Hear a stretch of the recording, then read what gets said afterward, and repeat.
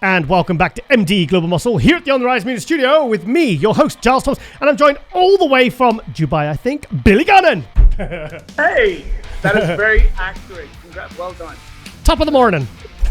That top of the morning from Dubai. Yes. So then, mate, episode 103, by the way. How cool is that? That is very cool. Very, very cool. Congratulations, man. Okay then, mate. Well, thank you. Billy, you've just come back from emceeing the Puerto Rico Pro. How was it? Insane caliber of athletes taken into all circumstances at hand. Phenomenal. Phenomenal, man. I mean, listen, first of all, for the show to be in Puerto Rico and then get not canceled, but shifted, is no easy feat. Then to shift it off an island is no easy feat. Then to shift it off the island of an island is definitely no easy feat, right? So, listen, like Tim Gardner, in my respect, is definitely one of the good ones. An amazing promoter and an even better guy. And Eileen, his wife, is just, like you said, top of the morning. She's up there. They're both amazing people. But to pull this show off in the Bahamas and it be the Puerto Rico Pro with the caliber of athletes that we had, it was phenomenal. It was a really good lineup. Cool, awesome lineup. We've in this episode, because we've recorded it before this one, because this in the order of the show will be before Akim. We've had Akim Williams on, and he was like, I spoke to Jamie the Giant, and he was saying, like, he says, I don't know why everyone isn't doing this show. No one seems to be talking about it. And then all of a sudden, we get this top 10 and this amazing caliber that I kind of think no one was really expecting. No one. I mean, first of all, it's in the Bahamas. So it's not that it's not easy to get to, but it's a lot more easier for United States-based athletes to get to. But with the caliber that was there were Spanish athletes, Portuguese, Puerto Rican, some guys from Mexico showed up, then Jamie from the UK, Akim from New York, a couple, Aaron from the UK, Neil Curry from the UK, and then Jamie, obviously. But yeah, I mean, what a beautiful destination for a show, bro. Was it? Phenomenal. Tell us. Come on. Yeah, so first of all, you fly into this amazing blue, gorgeous, tiny island off the Bahamas, and I've never been to the Bahamas before. But like I said, if anybody's going to pull off a show in the Nassau Bahamas, it's going to be Tim. And you fly in on this like 2-seater plane, both sides, with like another 30 or 40 people, and then you get off at the airport, and there's like a band in the airport, like playing Caribbean music. Come on! I bet you're like, this is just for me, just for Billy. Dude, Nice. It was amazing. Wow. And so they're playing music, welcoming everybody in, and then you go straight through to immigration and customs. And then we rocked up at Bahamar Resorts on Nassau, and talk about a beautiful venue. Like, resort in its own sense of the word is like 5-star, curbside treatment, luxury, platinum, diamond, gold card, whatever name that you can think of, that's what this is. I'll give you a small insight. On my last day before I left, I ended up playing Texas Hold'em with Nelly. What is that? You know the rapper? Oh, Nelly. Yeah, Nelly. Yeah. Yeah, so he was just sitting on poker tables and celebrities just walking all around the place. And then you have the IFBB Pro League rocking up with like 300-pound dudes just walking like tan. It was definitely amazing. Great. Yeah, so I mean, it was a much bigger show, I think, than people anticipated. I think because I think people are more talking about the Chicago and Tampa and the Arnold UK, and all of a sudden this kind of show just pops up. And I mean, so who are the standout athletes for you across all the divisions? Who's the first ones that pop into your head?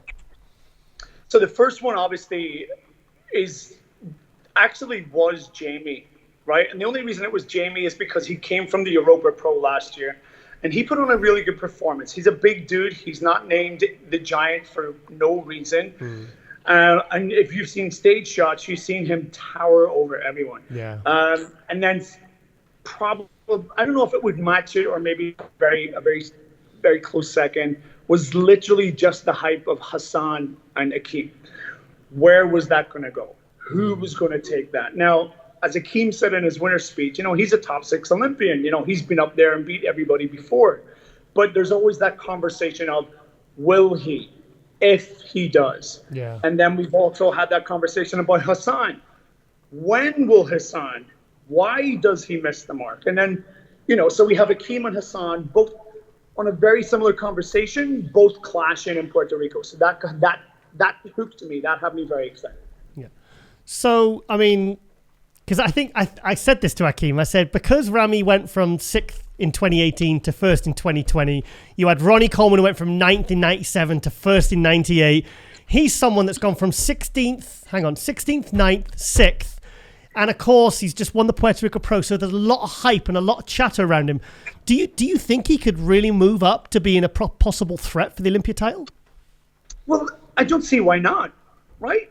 Like, as it stands, the list is pretty much the same as what it was last year, right? We have pretty much everybody who he beat or placed alongside the top 6 of 2020. So I don't see why Akim cannot still break top 6, top 5 within that entire lineup. I don't see why not. His condition on the day was phenomenal. Yeah. He definitely put in a performance. He's developed this almost Wakanda African-esque presence about him. Did he really? Yeah. So in between his transitions, on stage, he crosses his arms.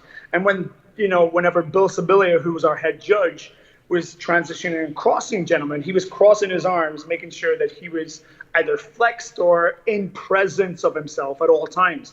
That was very nice to see. It was something different, it was something new, and it definitely drew your eye to whenever he moved or, as I said, jumped into transitions. But I don't see why Akim cannot break that top 6 in 2021. I don't see why not. So what about top 3? I don't know. Be honest. I mean, I think he's got like 23, 24, 25 potential top 3. If he continues to show up, right? Like you said, if Ramy continued to knock on the door, we weren't talking about Ramy last year. Nobody was talking about Ramy, other than will he even make it, right? He has a lot of friends here in Dubai who are consistently telling me Ramy's going to do something. Ramy's going to show up. Like you and me, we always do the same. Okay, bro. Ramy's going to, bro. Right? Eyes rolling into your head. Yeah. We've heard that one before, mate. Yeah, right? So who's to say Akim in 2022, 2023 cannot do exactly the same? Just what you said, man. So, okay then, Ian Valier, Nick Walker, and Akim Williams, who's placing highest at Olympia? Akim, Nick, Ian. Yeah. Come on. Yeah. Yep. No, that's my sorry. Yeah, sorry. So, hang on. Say it again. Akim? Akim? I would say looking at basic social media from today. Yeah. And remember, I've seen 2 of these gentlemen in person and interviewed them in the last 2 weeks. Yeah. So Akim I seen last week take the Puerto Rico Pro, and the week before I introduced Nick as a guest poser at International. That's right. Yeah. Yeah. So remember, it's very hard for me to talk Ian out of the picture, but based on what I seen up close and personal, not on social media, I would just have Akim, Nick, and Ian. Right. That's going to get me in trouble, isn't it? No. Because I to be honest, I'm kind of hyped. Because the thing is, you got Ian Valier, who got 7th Olympia last year. You got Akim, and he really those 3 seem to be the ones that I think are going to be in the similar kind of call-outs together. And I think Ian Valier has really stepped his game up this year. Nick Walker's obviously won the New York Pro. You've got Akim, who's kind of, he's kind of in front of everyone at the moment. And I mean, Nick Walker's got this huge fan base that are all thinking he's going to win the freaking Olympia this year. I don't know about that. I think that's a bit of a stretch, but the kid is good. He's very good. He's won his 2nd pro show. And I think that's the 3 that's going to be, kind of up there looking to move up this year. So obviously you're an insider, mate. You're at these events. What do you think about all this chatter about the Kai Green competing, Phil Heath dropping little comments and stuff and teasing and have you got any inside info on that?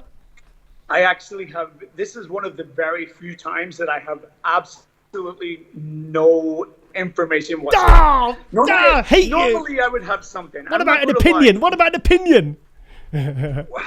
I don't know. Are we over Kai? I was over Kai about 5 years ago. Yeah, I think the world was, right? And I know that's really bad to say. Kai's a great dude. Adam Paz, his manager, is a really nice guy. I have a lot of time for Adam. But they're playing the same, they're playing the same trick every day, every year. They're usually hitting it around this 3 to 4 or 5 months out of the O. Yep. They're creating this spike. No, but listen, if Kai is definitely in that shape and he is over 300 pounds and he is, I don't know. I know a lot of people, but whatever. We'll save face for this.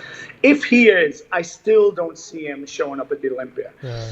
As for Phil, I have no insight on Phil whatsoever. I know he did do an interview on Patrick David a couple of days ago or a week ago, and he did say that his phone is on. He was at the vault, was he? No. He was at, is it Patrick Brent David or something? Patrick Bet David, he runs the vault, and I know that because Phil was there last year, because it's like an entrepreneur kind of expo, and so he was at the actual Patrick Bet David Valuetainment offices, not the actual, because I know the vault is on around back now. Yeah, so whenever he did that interview, he got asked the question, are you going to compete in 2021? Phil's reply was, my phone is on.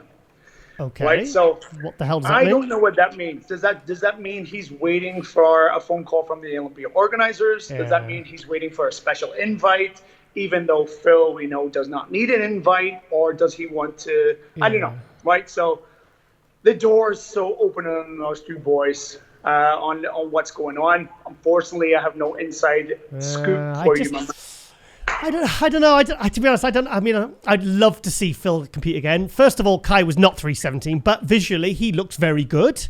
I admire the fact that he's managed to maintain an incredible physique despite not competing for the last 5 years. I think that's bloody impressive because I've heard he trains like a maniac for hours. He's crazy in the gym, and I think it takes a certain type of mindset to be able to train to that extreme without having a contest that you're definitely going to drop the hammer for in 6 weeks. It does impress me. I'm finding it's impressive. Yeah, like how old is Kai? Like 44 or something? 46, I believe. I might be wrong.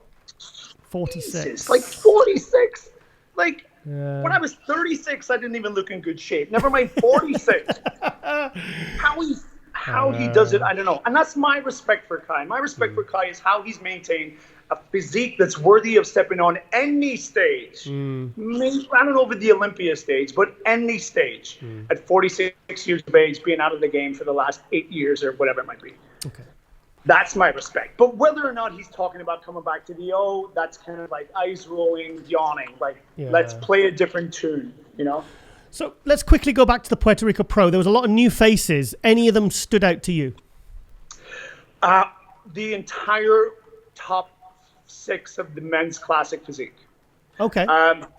There was a kid who was at the Olympia last year called, his actual full name is Giuseppe Christian Zagarella. Zaga is from Italy. I've announced his name a few times, and I announced his name as the winner of the classic last year at the Europa Pro. And he just seems to be finishing top 2, top 3 every show he goes to. Yeah. Last year's Olympia, he didn't do great, but I think it was his first O. But he's a small dude, Giles. He's like 5'5" on a good day. Like Flex Lewis would be taller than him, and that's saying something. Towering over him. So yeah, right. So, but he consistently brings it all the time. He has a great vacuum. He has a great wide sort of crucifix pose, phenomenal lines. Then the guy who came third, I think, was Neil Curry from the UK, who you might be familiar with. That's one of the guys I wanted to talk about because he was featured on Buff Bombshell show a few weeks ago, and I was like, I didn't know anything about this guy. And they said, he's from, I was watching it, I was thinking, he's from the UK. I mean, he's bloody impressive. And he's one of those physiques that actually translated from what we brought up on the Instagram account to, in fact, he looked even better than he did on stage. He looked better on stage than he was on Instagram, how often does that happen? Never. Yeah, no, it doesn't. It's like, I mean, how many times have you met men or women and they don't look anything like how they do on their Instagram? Well, no, we don't have saturation. We don't have filter. We don't have warm. We don't have contrast. We don't have all that on stage.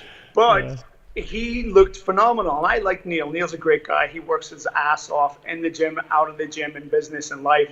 Okay. I think he's trained by JP. So in itself, in the UK, trained by JP, although he was already a name, is definitely cementing his place in Olympia lineup competitors and IFBB Pro League. Yeah. You know?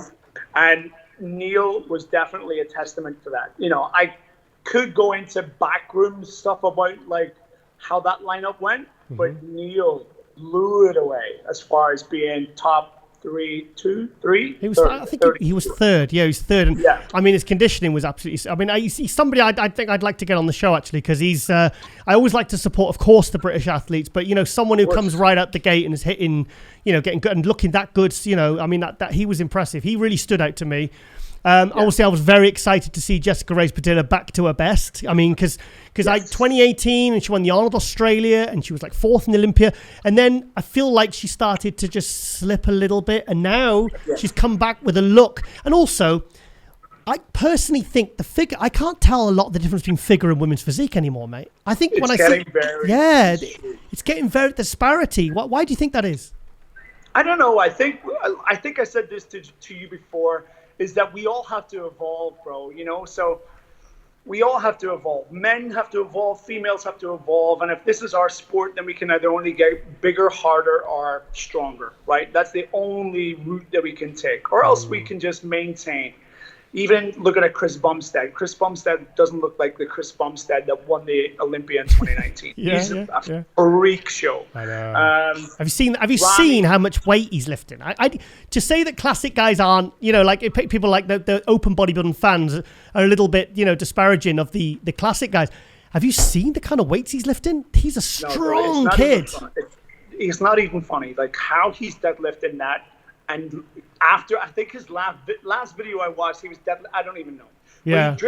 He lifted it for like 5 reps, went for a 6, dropped it, and got up and smiled as if to say, hey, I almost did that. Yeah. Where he pulls that from. But back to Jessica, what you were saying, you know, she's won the Puerto Rico Pro 3 years in a row now, 2018, 2019, and this year, which has never been done before. And we've seen her consistently improve, but in that 2019, she had a drop, where the figure physique was, where are we going, what are we doing? But I think whatever she did this year with her coach, she definitely pulled it in. She looks phenomenal, man. She's just a great representative of Puerto Rico and a great representative to the Pro League. Yeah. And those Puerto Ricans are crazy when it comes to shows, man. They show up. Yeah. They show up in their hundreds and their thousands. So Jess is awesome. I can't wait to see her on stage and see what she pulls. See if she pulls off the top 3, top 4. I'm gonna put her in the top 5. Okay, yeah, I'd be very surprised if Jessica brings that package and doesn't get top 5 at Olympia. But it was good to, but she can bring a different look. I've seen her bring in like the super shredded look and also a slightly softer look, and you know she does well how she turns up. But that look that seems to be winning shows at the moment, I think if she brings that to Olympia again, I think she's going to do really well. And welcome back to MD Global Muscle here at the On the Rise Movie Studio with me, your host Giles Thomas, and we're joined all the way from, I thought it was Texas, but it's somewhere else, Joe Mackey. What's going on, guys? Really good, mate. Joe, so hang on a minute. You're from Texas, but you're in Arizona. Tell us why. So, yeah, from Texas. I just landed, when you messaged me today, I just landed probably about an hour and a half ago in Phoenix, Arizona. I'm down here with my trainer, Dennis James. So I'm at Dennis's place right now, over here at Dennis's office. You know, it's got right off the plane. You know, he picked me up from the airport, and it's great to be here. It sucked getting here. I'm not gonna lie, because when I got here, and Phoenix is actually 2 hours behind Texas, and which means. Even before I got here, I ate 2 meals. So, can tell you're on prep, mate. What that means is like I'm probably, you know, and Dennis found it funny. I don't find it funny at all, obviously, but I'm obviously going to be very restricted on my food today, and I'm having to push my my meals even further. Instead of, every 2.5 hours, I'm probably gonna be doing 3.5, 4 hours because, got I guess you say, a very early start on the day with my meals. And now I'm here in Phoenix and we're 2 hours behind, and literally it's 11 something o'clock right now. And I only have 3 more meals left for today. Yeah, so it's not going to be a good day. It's funny, as you were saying about the office thing, I thought, hang on a minute, I recognize that office because I saw the little bobblehead thing on the side, and I thought, hang on a minute, that is Dennis. I thought, it looks familiar. It's Dennis's office. So you're at Dennis James's house right now. You've just flown in, and Paul, you at 3 weeks out from the Chicago Pro, you've only got 3 meals left for the day. Yeah, it's gonna be rough for sure. I got my water right here, so definitely gonna be sipping on this guy all throughout the day, and with more to come. But yeah, as soon as I got here, like I said, standing Dennis's, jumped right on the cardio equipment when I got here. You guys can see that on my story. I posted that hour of cardio just now, and then eat another meal or two, then have another hour of cardio tonight before I go to bed. So, and then, obviously before that, Dennis is going to take me out. It's not that hot right now, luckily, but usually out here in Phoenix, I think he was saying the other day it was like 110 degrees. So he's really going to have a lot of fun taking me outside and posing me in this hot, blistering heat.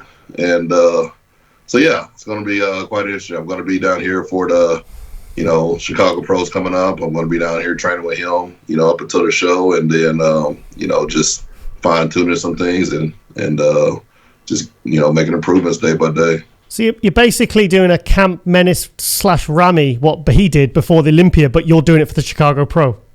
Absolutely, yeah. And it's amazing how all this kind of transpired. I had a talk with Dennis, and Dennis is my trainer. Chad Nicholls is my nutritionist, my coach. Not bad. So yeah, we're all it's like one big family right now. So it's fun. It's a lot of hard work, but also it's fun too. We all work well together, of course, and obviously we're in the same circle, so everyone communicates with everyone. And Chad, we were laughing about that. Chad sent me my new meal plan for the next 4 to 5 days, and sent it to Dennis as well too. So and Dennis is it's just great with hospitality. Him and his wife just nice. Treats me great when I'm here, of course. So but it's right on the money with everything. I'm talking about per gram, with the food, with everything. I love it. Over, yeah. So and it's this whole prep, no doubt about, I haven't cheated at all. I haven't, veered off the plan or anything like that. I've done my cardio every day like I should, of course. But of course, when you're at home, it's so easy, to, when you have 100 grams of rice on your meal plan, and, let's just say you have a little bit extra in that rice cooker, and you're like, oh, what's another 30 grams going to do? Let me just take that so I don't waste it. But, no, they don't play that over here. Like 100, it's 100, and that's it. So how did the Chad and DJ thing fall into place? Because that's pretty much the team that was behind Ramy. Obviously, Chad. I know Chad very well. He's very, very selective who he works with. He turns away a lot of people. So how did you manage to get those two in your camp? How did that come around? I was talking to a friend of mine in Dallas, and I just had this idea that I honestly just wanted to get out of Dallas and just go to this, a place in regards to where I would just be 100% focused on training. And, I just wanted to know, I knew I wanted to bring my best to the Chicago Pro, because that's the show that I had already picked at the beginning of the year. And for me to do that, of course, it would be, me to kind of isolate myself and really getting away from, the world, I guess you could say, and, going, somewhere to where it's just, eat, sleep, and train. And that's not the mentality I like to have going into a prep. And I was talking to a good friend of mine. He's like, man, why don't you reach out to Dennis? I was like, yeah, of course, man. Like, Dennis, absolutely. I'd love to, and prior to, talking to Dennis, me and Dennis haven't, spoken on the phone or anything, and, haven't had any, any type of real conversation or anything like that. And he reached out to Dennis for me. And I remember when Dennis originally texted me, I got a text on my phone, and I looked at my phone. It was probably like, the same day. And I got a text saying, "Hey, this DJ, give me a call." And I was like, "DJ? Who the fuck is DJ?" Like, I just, wow. And I looked at it, and I just didn't do anything. And I remember I was at Stroud's a couple of days later, and I was talking to Johnny Jackson, and I was like, "Hey, man," I was like, man, my buddy reached out to Dennis, and Dennis didn't hit me back. And he's like, "Really?" That's not like Dennis. Like, Dennis is right on the money with everything. And he called Dennis like right there. He's like, "Hey, I'm here with Joe Mackey. Like, he said he reached out and you didn't hit him back." And Dennis was like, "Man, tell that fool, man, I hit him the same day. Tell him to look at his phone." And I was like, "What?" And of course I looked at my phone, and it was DJ Dennis James. I just didn't put two and two together. But yeah, it ended up the same day. So anyway, I left the gym that day. I got in the car and I called him. And, kind of just told him what my plans were for the year, what competition I was looking to do. I was with a previous coach as well, too. I was working with him the previous seasons. Things went well with him as well, too. So definitely, no disregards as far as that goes. But I just kind of started talking to Dennis and letting him know what my plans were. And he just made a suggestion. He said, "You know what? You need to talk to Chad." And, nice. And I just kind of got goosebumps when I heard that, because like I said, I knew Chad was selective, and he said, "I know Chad, and I'm sure he would like to talk to you, and and we just go from there." I said, "Cool, let's do it." He said, "I'll reach out to Chad," and I remember when I got off the phone with Dennis, I was just driving. I was just like, man, like Chad Nicholls, like because. One of my major idols, of course, in this industry is Ronnie Coleman, and putting two together. Yeah, that's, Chad, made Ronnie into what he is, of course, with Ronnie's, hard work ethic, of course, but they were just a dynamic team. Yeah. And actually, Dennis sent me Chad's number and told me to reach out to him. And when I got home, I sent Chad a message. And Chad responded back, real quick. He's like, "Hey, yeah, let's jump on a call later this evening, and let's talk." And I said, "Okay, cool." And later at night, we jumped on a call, and we had a great conversation. We probably talked for about 45 minutes to an hour, and it was very. I just got goosebumps talking to him because, for one, he had mentioned that he knew who I was. Oh wow, fantastic! He had, great. Mentioned. Saw some videos of me, saw some pictures of me before, and was showing them to his kids and stuff like that. And actually, I think his kids had even seen some things before with some lifts, here and there, and we're showing it to him. But, it was one thing that he said to where it was just like, yeah, like for sure, let's go. And the thing he said was, kind of like when Ronnie, when he was, well, I'll just say the one thing. The one thing he said was, "You remind me a lot of Ronnie when I kind of start working with him." And I was just like, I remember he first told me that, man. I was just like, oh, man. Like, wow, shit. Absolutely. Yeah. And, we went into just in regards to, Ronnie's strength, of course, because we talked about that in regards to, some very small percentage of people who can lift the type of weight that Ronnie can lift, and and it does make a difference when you have to, it's a God-given, ability to be able to do that, and when you have it, he was saying that it just makes things so much better for him as a coach, and then of course with, the work that Dennis does as well too, they know how to take that and use it to the most effective and most beneficial way to get more the body. And it doesn't mean I'm always going to go to these workouts and lift 800-pound deadlifts or do 200-pound deadlifts every single workout, but opposed to with me being able to lift heavy weight all the time, something that I could do for 10-15 reps, whatever the case is. Obviously, if I could do it even heavier weight for 15 to 20 reps. And that's kind of like style of training we've been doing even with Dennis, because, you know, we put some weight on there and, you know, I'll look at him and I'll just, you know, I'll look at him and say, how many? And he'll say 15. And I'll look at the weight and I'm like, damn, but I do it, you know. Yeah.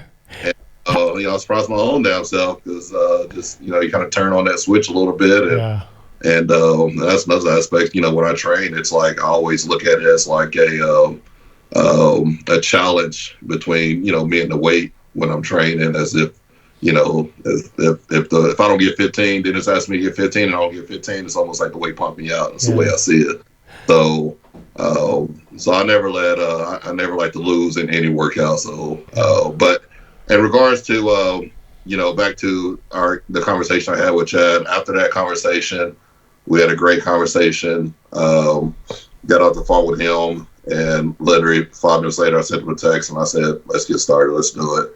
And I called Dennis back. Shortly after that, I told him, like, I'm ready. Let's do it.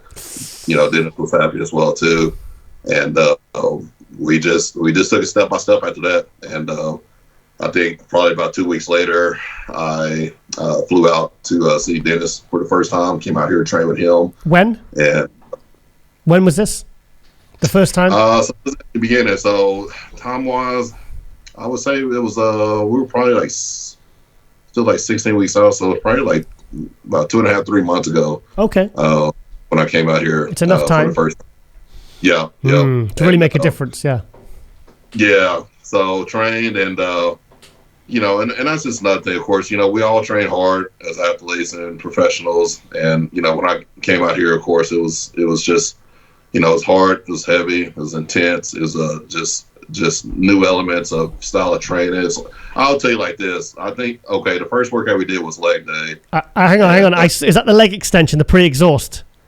Oh, yeah. Yeah, you were dying, mate. I thought, my God, and that's only leg extensions. What's it going to be like when you hit some decent pressing, you know? It killed you. By the time we were done with the first movement, my legs were fried, like dead. And then, you know, it just at that point, I just had to take my mind to another place, because I knew, like, okay, and I'm not the one that's going to ask, like, hey, how much more do we have left, or what else are we going to do? It's just like, you know, he points and says, do it, and I'm just going to do it, of course. But I just remember after the first movement that we did, it was, my legs were just full of blood. They were just crazy pumped. I was wobbling away from the first movement we did onto the leg press, and then we got to the leg press, and it was just a whole nother sequence of expansion of blood going into the legs, and just intense style training and just stuff I've never done, but just has made a huge difference that I've just used this entire prep. So it's really been fascinating. It sounds like you're doing a very good combination of like things like pre-exhaust, high reps, and then I saw, which to be honest, mate, another thing that completely blew my mind was when you deadlift 765 for 4 reps. So so my point is, you're doing quite a range of training. You're not doing kind of like powerlifting 4 to 6. Right. You're doing high reps, pre-exhaust. You know, and obviously it's had a powerful effect on your physique. Yeah, it really has. You know, because when I'm training by myself, when I'm not with Dennis, my main, you know, emphasis is to keep the weight heavy, and to keep the volume up. So yes, I did do 765 for 4, but even when I, you know, because I did 765 for 4, and then I did 805 for 2. That's when, you know, I did 805 for 2. And I look at that as well too, because it's funny how that worked as well too. Because when I did 805 for 2, the Ronnie Coleman show was the next week, and I was to talk to Ronnie and show him the video, and me and Ronnie had a good conversation about it. So it's just been, it's literally just been one thing after another. But back to the workouts, yes, what I have been doing a lot when I train is get into these top sets. Even prior to that, I'm still doing, let's say chest press dumbbells. You know, I'll do warm-ups with the 50s for 10, and then I'll do the 80s for 10, and then I'll do the 120s for 10, and then I'll do the 150s for 10. And then at the 150s, I know it's like, okay, it's going to get serious. At the 150s, it's, you know, it's kind of like, all right, let me get my mind right for what's next. So I'll do a bigger jump. So I'll go from the 150s to like the 170s for 8, and then I'll go to the 190s. Last chest press I did was 190 for 8. But that'll be my last working set is like the 190s for 8. Yeah. And then I'll do a back off set to where I'll go from the 190s and then I'll go back to the 150s and I'll do a all out failure for like 15 to 20 reps. So everything that I'm doing it as just kind of like what Ronnie said, as many reps as I can, as heavy as I can. Yeah. And on top of that, but usually there's only one movement in each body part where I'm just doing all out max effort. So like, I mean, when I did 800 pounds for 2 reps, I did that towards the end of my workout, of a heavy back workout. But prior to that, I had done a ton of volume, T-bar rolls, 200-pound dumbbells, 4 sets of 10 each, heavy lat pull downs, heavy back rolls, whole 9. And then towards the end, I was just like, you know what, I feel good today. I'm gonna do some deadlifts. But even deadlifts, that's not, I was doing, just I was pretty much done with my back workout. I just kind of threw that in at the end. And I was just like, you know what, let me see. My strength's feeling good today. And, I can always gauge it by how 765 feels. With 765, I remember I picked it up and I was like, oh, man, that actually felt pretty light. So, I'm going to try to, I think I have 200. I think I have 800. And, I ended up doing it for 2 reps. So, what is it with you Texans, mate? I mean, something in the water, mate. I tell you. Yeah, that's what I've been hearing. It's it's I don't know. It's just been this year alone has just been really good. Last year was real good. It was a crazy year, obviously. Prior to the Tampa that I did last year, I caught COVID 3 weeks out from that show, and so this year it's just like everything's been great. Health's been great. It's good. So what did you weigh for Tampa last year?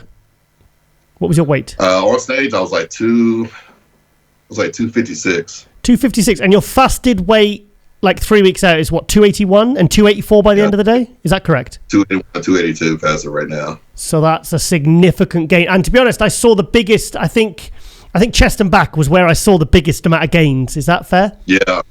Yeah, I would just say everything. Even looking at the pictures now, it's like, I even look at it myself. I'm just like, man, I can't believe that's me. Because, obviously, putting the work in. But I've known certain things that I wanted to balance out and, and to, have this look more proportion or this and this. But I look at things now and I'm just like, man, like I'm impressed, and I'm excited for, these next few weeks leading into the show. And, because it's like, obviously, yes, conditioning is everything. You have to be conditioned all around, front, side, back, every single angle you could think of. But when you can bring, conditioning plus size, that's a huge plus. And for the first time ever, I'm really looking forward to what we're presenting on stage because it's going to be a good combination of both. So last year when you did Tampa, 3 weeks out, you got COVID. Now this time, 3 weeks out, you're at Dennis James's house and you got Chad Nicholls looking over you. Yeah, and you're like 30 pounds heavier. So this year, I think is going to be a marked improvement on last year.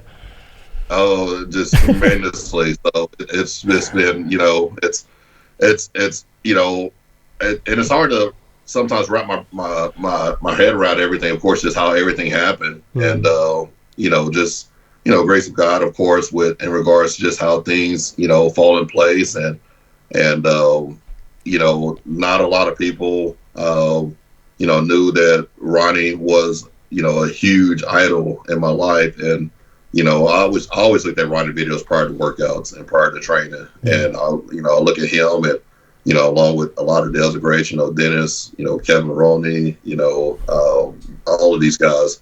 But, to actually, be following some of the footsteps in regards to the way I like to train and the way I have always liked to train is a type of Ronnie type of concept. Yeah. And I couldn't, I had no plan whatsoever last year to think or even think that it was possible for me to say, you know what, I'm going to be working with, Dennis James as my trainer and Chad Nicholls as as my coach. Yeah. And I didn't even see it. I didn't even envision it. So it's just how it all has all transpired. Do you know what? This is like a Rocky story, the way you've turned everything around, and now you've got this amazing team, and it's just everything seems to be the cards definitely sort of stacking in your favor, So apart from Chicago, have you got any other plans to do any other shows, or are you just zeroing in Chicago? Yeah, and that's no doubt about it. I'm zeroing in into Chicago because that's another thing I was thinking of as well too. It's like, obviously, there's a handful of good bodybuilders that are competing in Chicago. With that being said, it's many greats have said this. Of course, you can't worry about anybody else. The only person that you can focus on is yourself, and it makes me extremely excited to go to Chicago, considering the package that we're going to have. I mean, me and Dennis talk about it, me and Chad talk about it. And I'm visioning myself, and then that's even another conversation Chad and I have had. It's like, because he'll tell me all the time, he's like, he said, I already have the vision of what you're going to look like, and it's going to be crazy. And I have this vision as well too. And it's just like, man, I was sometimes thinking like, man, I wonder if the vision he has is the same vision I have, the same vision Dennis has, stuff like that. Because that's one thing that I know is that. After turning pro, I've been 85 here, 75 here, 80 there, whatever the case is. But this is the first show going into the show to where it's like I've been this condition. Obviously, with this condition, I'm extremely tired, extremely fatigued every single day. Literally, all I want to do is eat, sleep, and train. Of course, but with that being said, it's like it's just like what all the greats have said. If you're not feeling this way, then something's not right. And and it's pretty obvious. It's like I'll probably look sleepy right now, but I don't care. It's just I'm exhausted, I'm tired, but when I'm training or when I'm posing and when I'm seeing certain things, I get a little energy, a little spark, of course, because I can just see the way things are looking, the way things are turning out. My body's changing literally every single day by day. And when I talk to Chad and Dennis, just about the overall, package that we're looking to present, and how it's already, we're there, and it's only going to get better and better and better. And even to hear the words from Dennis's mouth and Chad's mouth, when Chad says, I'm extremely happy with what I see, with what's going on, with where you're at. And it's like, it's just, I respect these guys so much. And it's like, I mean, they just don't know. Like, here I was, middle school kid, looking at magazines of, Dennis and, knowing about Chad and then Ronnie, of course, as a kid. And, here we are now, I'm at Dennis's place right now, such great hospitality. And, Dennis, like a father figure to me, I have so much respect for him, of course. And, not in a million years would I think, okay, hey, I'm going to be working with Dennis as my trainer, Chad as my coach. That's huge. Do you know what, man? I can't wait to see how you're going to look in Chicago. I think there's going to be a lot of... I think even just from, like the pictures you've been putting out and the training footage, it's like people are going to be looking for you to see the change. And I can't wait to see that first flash of when I see the pictures and you see how much more improved you are. And, because you've got the best chance of success now. You've got the best chance of... And you're going to absolutely look night and day different to how you did last year. So and it's like it's good because like you weren't like someone who'd won 20 pro shows, but to be working with Chad and Dennis really sees that they see that potential in you and they see that kind of mindset and that kind of the sort of the mentality it takes to kind of really step up to that next level.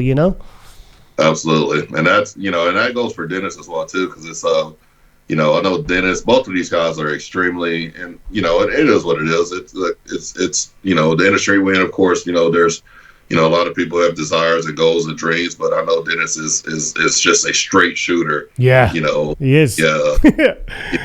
No filter. He'll tell you how it is. And same thing with him. He said the same thing. Like, I wouldn't be over here in this place if he didn't see, certain things. Same thing with Chad. It's like I wouldn't be talking to Chad, every single night if these guys didn't see, certain things. And, and no doubt about it, it's like years before, it's like, we all at times probably face that, that type of thinking to where it's like, man, am I meant for this? Am I, is this what I'm supposed to be? Is this my calling? This and this. And, and I remember when I finally fixed my brain into thinking into knowing man, this is what I want to do. This is my goal. This is what I'm willing to do. I'm willing to put in the work. I'm willing to do this, do that, whole nine, whatever it takes, and get it done. And, and like I said, just now being able to really be set up for success, working with, Chad and Dennis, and knowing that these guys just don't play around. And, if it wasn't in the cards, if they didn't see it, I wouldn't be here. And, and that's just another thing too. It's like, I've never been a big fan of cheating on my plan or slacking off of cardio workouts or anything like that. But I can just tell you, every training session, there's been many times I've gone to the gym to where I'm tired, I'm exhausted, especially these last 2-3 weeks, to where it's just like, man, I'm just going to get some blood in the body. I'm just going to get some blood, just get a little nice little pump. But it's like, I still remember the talk me and Chad had. It's like every single workout, he said the same thing when we talked. He said, just keep doing what you're doing. Just keep doing what you're doing. Yeah.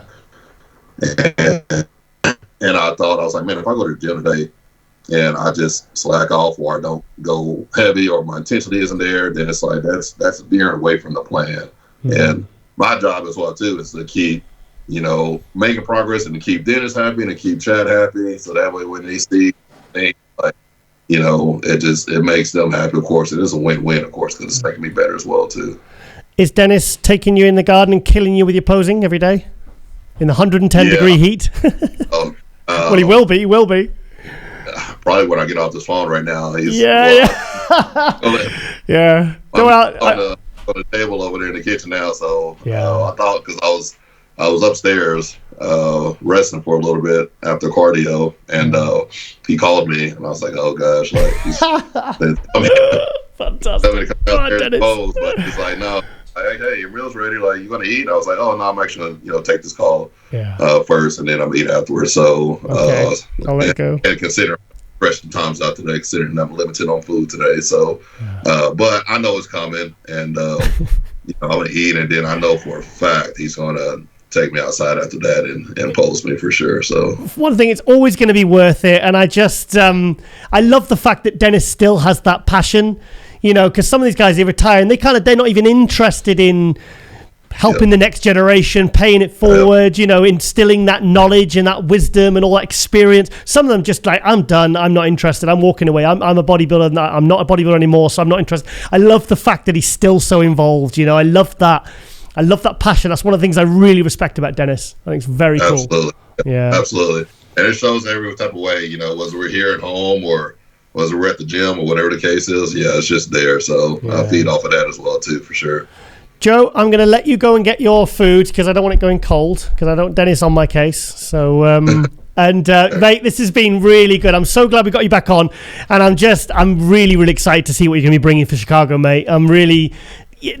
Like I said, everything's in place. It's just hopefully everything goes well, and you'll absolutely smash Chicago, and you're going to take that next step up, to that next level. And I think it's good to see. It's good to see that kind of support and that kind of mindset that you've instilled in yourself, and you've had, from people like Chad and Dennis. So really a lot of eyes are going to be on you in a few weeks, mate. Absolutely, I can just say right now we're going for the win. That's the goal. I'll tell Hunter. Right. Okay. Sorry. You know what? If I didn't think like that, then I'd be crazy. But you got to. Yeah. You got to. The goal is to go to the show, qualify for the Olympia, and this year, and not by points, but is to go to the show and go for the win. Joe Mackey, thank you so much for coming on MD Global Muscle once again, and thank you for coming on at the short notice, because I wanted to get you on and give you some promo before the big show. And just all the best for the next 3 weeks. And I'm sure your mind is set anyway, but you've got Dennis there and Chad, and I think it's going to be. I think the next 3 weeks are going to be very, very interesting. And I'm excited to see how your body's going to change in the next 3 weeks, because, like you said, that last 3 weeks is so crucial. Oh yeah, absolutely. I'll put some more feeders out there. So. Good. I won't show it all, but I'll save the wow factor for the stage. But I'll definitely put some more feeders out there from now to the end. Awesome. I tell you that Chicago's going to be a hell of a show, mate. It's going to be a hell of a show. Absolutely. Looking forward to it. So definitely, thanks for having me on, and for sure, absolutely. Joe, thank you so much, and I'll speak to you very, very soon. Sounds good. Thank you. Thank you, Joe.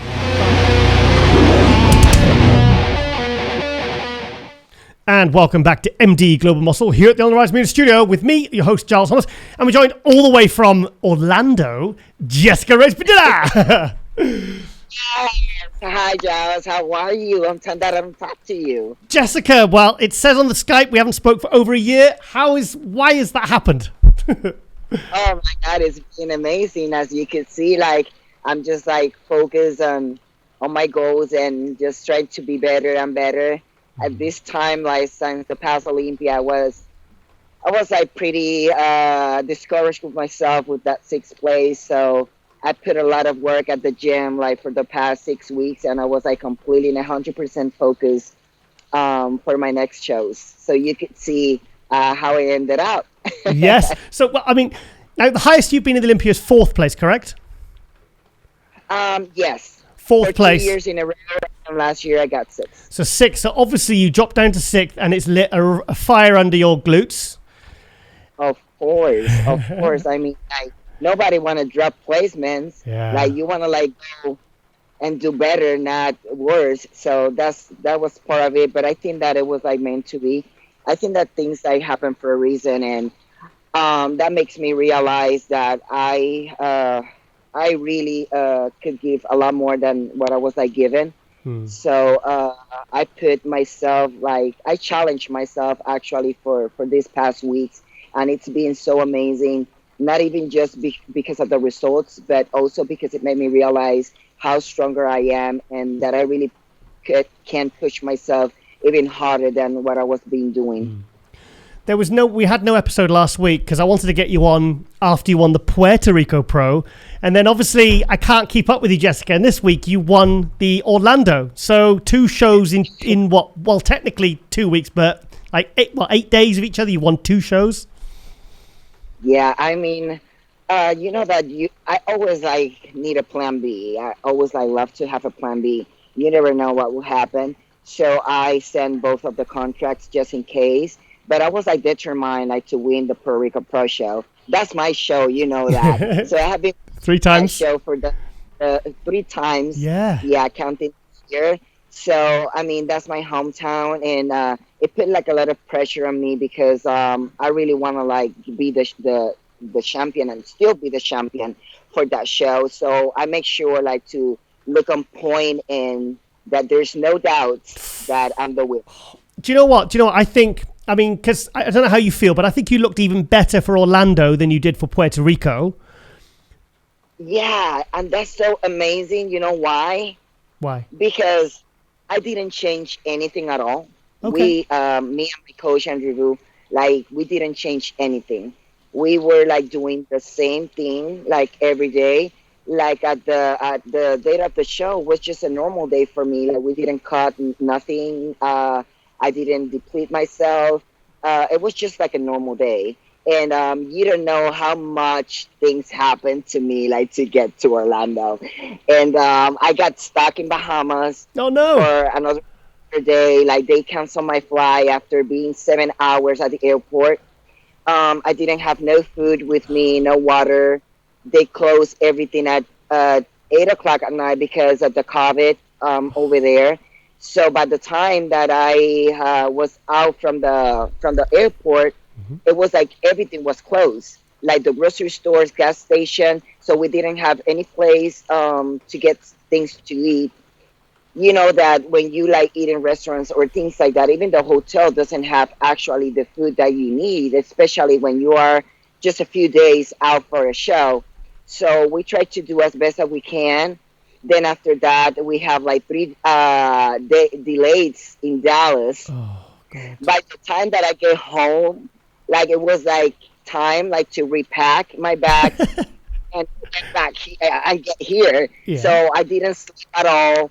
I still like needed to wake up early, like to do my cardio, like to work out with just like 3 hours sleep. And I mean, it was a challenge for me. A lot of things happened, but I mean, the results make it worth it. Every single of these situations make me realize this must be something for me, that all of this is happening. So if I push through it and I just like keep doing my thing and don't let like these situations around me keep the focus that got, I got this. I got this. And I'm so proud of myself, and I really enjoying like this win, like something that I will never gonna forget, just because of the situations that I had to get to this point. Yeah. So how did your body not rebound from the lack of sleep and food and all the travel hassle and the stress of it? How did your body not look worse as a result? Because I think you look better. Maybe it's the lighting, I don't know, but I think you look better. So you see. Yeah, no, I'm just trying to work out how it went the way it went. Me out. I think that all the stress made me like burn more calories. Yeah. No, because I mean, in your opinion, do you think you look? And what did your coach Andrew Vu? Did he say you were better in Puerto Rico or Orlando? Everybody who has the chance to see me competing in both shows, when they saw me, like literally, like in this show, they told me, "Wow, like you look tighter and fuller. You look like much better than Puerto Rico." So I'm surprised after all that happened to you, and you still like look amazing. And I think that is like the way that you take things. I didn't let anything like actually stress me out that much. I'm a truly believer in God, and I know that every single thing that God has for me is already planned, and whatever has my name on it, nobody's gonna take it from me. So I think that I really believe in that, and I have like the confidence that to trust God in all this process and just like do my thing and letting Him do the rest. Yeah. So I mean, what was it? 2019, you won the Arnold Australia. Yeah. That for me was because I remember you looked great at the Arnold Classic, and then you went to the Arnold Australia, and you went like for a really hard look for that show. Would you say that the Arnold Australia or Orlando was your best ever condition? Because I think they were comparable. I think like since this past weekend, I think that Australia was my best look. Okay. Until now. Yeah. Shit. So have you put a bit of muscle on as well? Because everything. I mean, your arms look a little bit thicker as well, and I mean, I think the figure look is changing more, isn't it? I really, you don't even know how much I work for this past 6 months.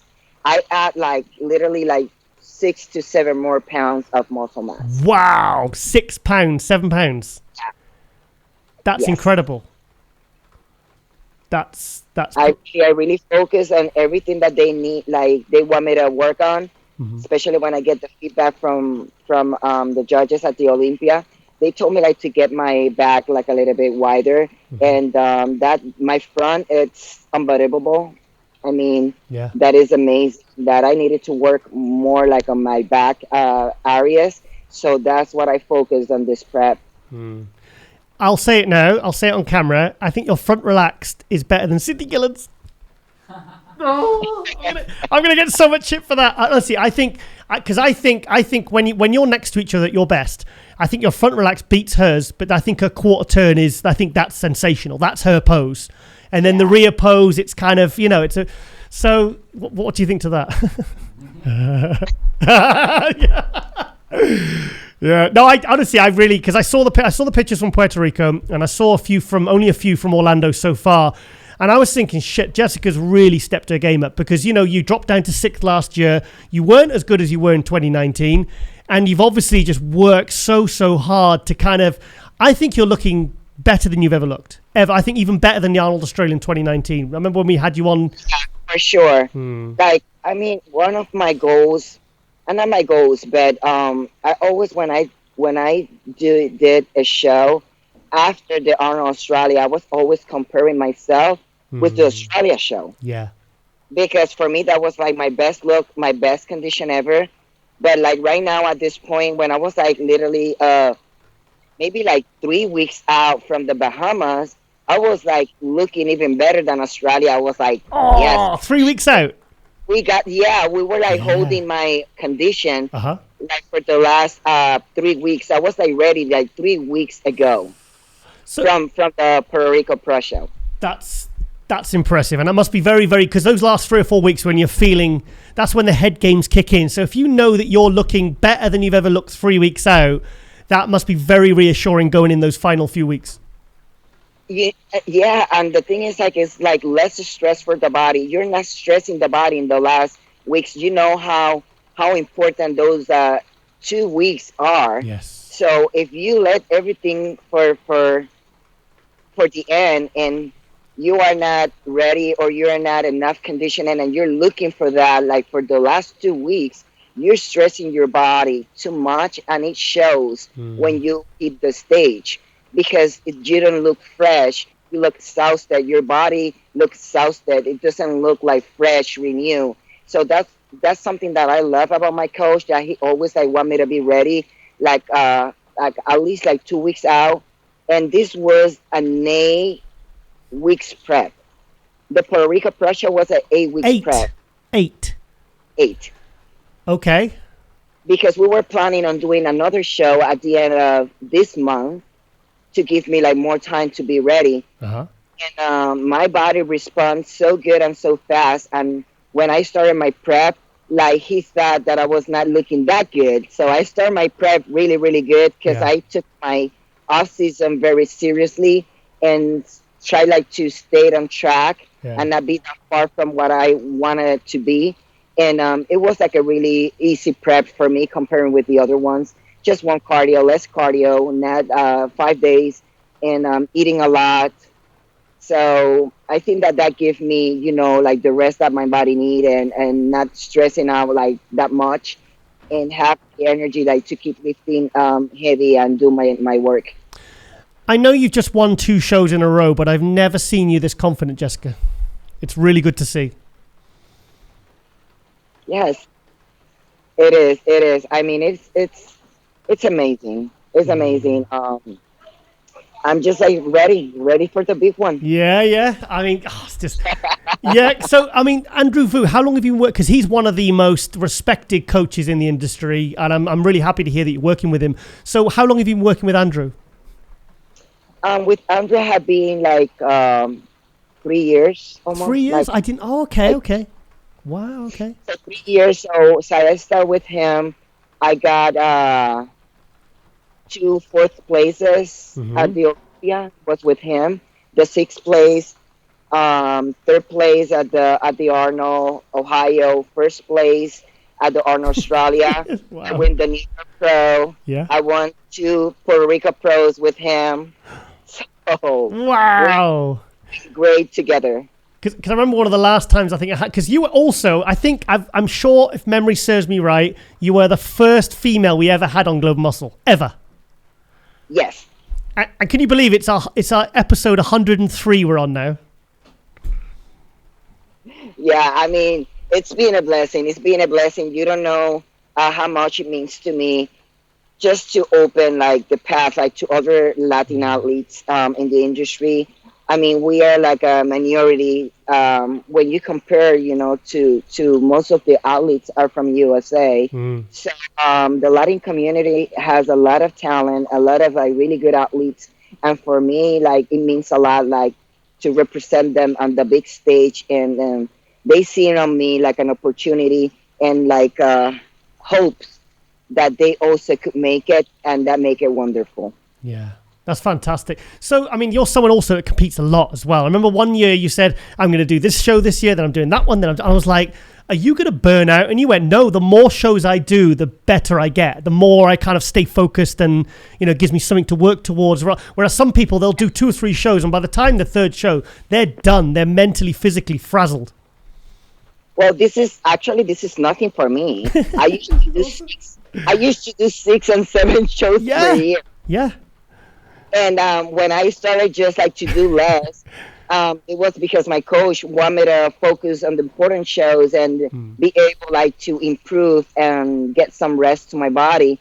But if it was for me, I would be like still competing. If it was for me, honestly, I would be just like checking with with which other show I could do after this one. I know what you like. So what's the plan now? Is it shut it down until the Olympia? Yes. Like focus and get better. Yeah. The thing is, you don't want, if you've got if you're going in with 2 wins. Sorry. Like I want to like do better and get better. I mean, the feedback from the judges like this weekend was amazing. Was amazing. You know that I always respect like their feedback, their advices, because they make you work in what you need. Yeah. In specific areas. But this time, for the first time ever, they didn't tell me anything. Oh, really? They didn't tell me anything at all. Jessica, you won with straight firsts.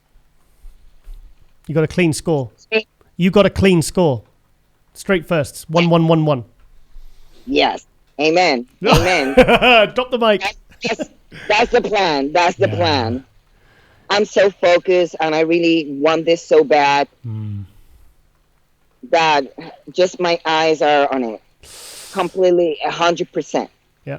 100%. And you're the lady with the best walk in the industry? I have the Latina flavor inside of me. I cannot deny it. It just came out. It just came out every time that I hit the stage. It does. Well, because I'll be at the Olympia this year, so I'm really excited to see you back up there and fighting for that first place and giving Sydney hell because you had 2 4th places and you've won so many pro shows. And it was so good because I couldn't believe, it wasn't even the fact you'd won, it was how you looked. I couldn't believe how I could see there was real improvements you'd made in your physique, like just your proportions, everything, you could see you'd put on muscle. Your conditioning was, I think it was as good, if not better than the Arnold Australia. So I was like, Jessica is really looking to win this Olympia this year. Thank you so much. Yeah, we put the work and with the, like I said, with the feedback of the judges, when they told me, don't change anything. Nice. Absolutely anything. Just show up at the Olympia just like that. I mean, I don't know what to say. They were like, you surprised us. It was like seeing you on stage. It was like something from completely different from what we have seen from you in other shows. It amazes us.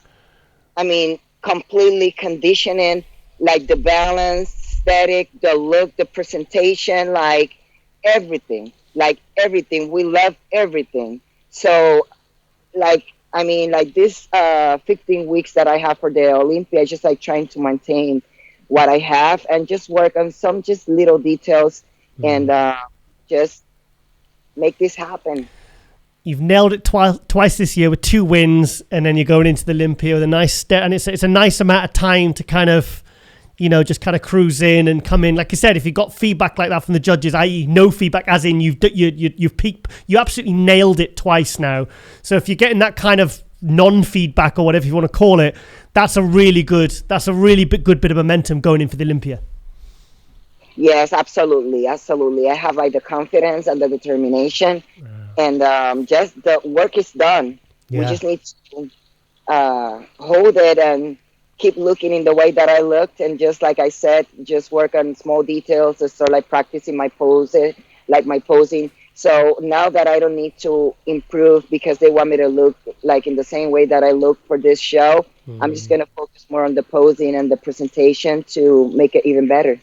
I can see the focus in your eyes and obviously the confidence of having 2 wins and kind of, you've reestablished yourself as a real contender for the Olympia. So I think it's, I'm really looking forward to seeing you back on stage at the Olympia this year. I really am. It's going to be, and like I said, if you can go in with not just 1, but 2 wins, then that's very much in your favor. Yeah, the judges are really impressed. They're really, really impressed. And they're excited to see me on the Olympia stage. And I'm looking forward for it and make everybody's proud. And I'm not gonna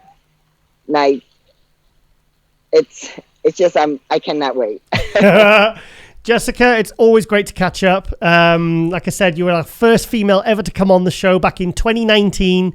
So I had to with 2 wins. I thought I've got to get Jessica back on, and we've got to have a little catch up interview and see what a mindset is for the Olympia. thank you so much for always, I think of me for supporting me. You're one of the people that make me push myself even harder. So thank you, because you're always like made me feel like you believe in me, that I have the potential, and it's people like you that made me push even harder and make you guys proud. Our pleasure. It's my pleasure. Yeah. So, Jessica, so when do you fly back? In 2 hours. Oh wow! Okay, so that was lucky. We managed I'm to. at the airport right now, so I mean, it was like perfect timing, like to talk to you while I'm waiting for my flight. Because I literally messaged Jessica this morning and I said, can we please just grab you for a winner interview? And she said, yep, okay, no problem. I was like, yes. So I'm not gonna say no to you, never. So you know that. All right, Jessica, well, I'll let you catch your flight, and all the best for the next 14 weeks. Yes, sir. Like you will be surprised. This is gonna be really good this year. Fantastic. All right, then. Well, take care, and I'll speak to you very soon.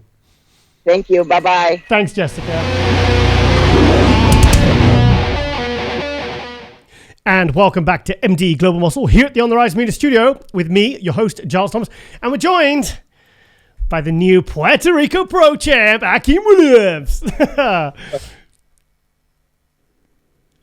Thanks for having me, Giles. Akim, mate. First of all, mate, how's your car? We finally got it fixed. I was there since 10 o'clock to probably finish at like 8 o'clock at night. Oh, wow. What happened? Exhaust problem. Oh, no. Right, mate. So, obviously the big news was that you won the Puerto Rico Pro. I think many people kind of predicted it. But how do you feel? What was it like as an experience? How do you feel? How you looked? Tell us. It was actually a very impressive show, actually. I was not expecting the level of competition that showed up, and the guys, the weight, the amount of condition and the shape that the guys were in. I wasn't expecting that going into that show. I thought it was going to be like, it was actually a better show than the majority of the show that was in the U.S. in terms of the competition. Do you know what I think it was? I think everyone was so talking about the Arnold, the Chicago. I mean, I spoke to Jamie the Giant, Jamie Christian Big, he calls himself now. Mm-hmm. And he was saying that, he says, I'm doing this show, he says, because, he says, not many people are really doing it. Like there's no real chatter about it. And he thought he would go in and kind of get an easy qualification or pick up a good amount of points. And then, like you said, it turned out to be this absolutely incredible show where, the whole top 10 was in shape. Yes, exactly. I was not expecting that. Like, it was a really good show, and it was well run. Shout out to Tim Garner and the whole Wings of Strength production. They did an amazing job. During out of the U.S. and in the COVID situation and stuff like that, the show was really well run. Everything was on point. So it was a great show. Was it busy? Yeah, there was some people there. Yeah. So it wasn't a crazy turnout, but it was a decent amount of people there that attended the show. Yeah. So how did you travel in and travel out? Do you have any problems, or what was the situation there? No, everything was smooth. I just had to get one of those test results to get tested for COVID, and once you get that, you get a visa, and you upload everything to the internet, and then it's just a piece of cake. It was simple. Excellent. So, I was looking at your Instagram, and originally you were down to do Chicago Pro. So what changed your plans from doing Chicago in 3 weeks to doing the Puerto Rico? I really, we started dieting, and we liked the way I looked. I liked the way I was looking, so we decided to just, say whatever. Let's just jump into Puerto Rico and do it. Yeah. So obviously, some of the big news was that you switched coaches from Oscar Arden to Justin Miller, because obviously Justin's also New York based. How did that come around? And because I'll be honest, when anybody switches coaches, especially when they're riding on like a sixth place from the Olympia, you won the Chicago Pro, and things are all kind of going well. It's like, well, if things are going well, why switch? So how's that been, switching coaches, and how has that been for you? Well, there are certain things I can't speak on because it's a little bit personal. Okay.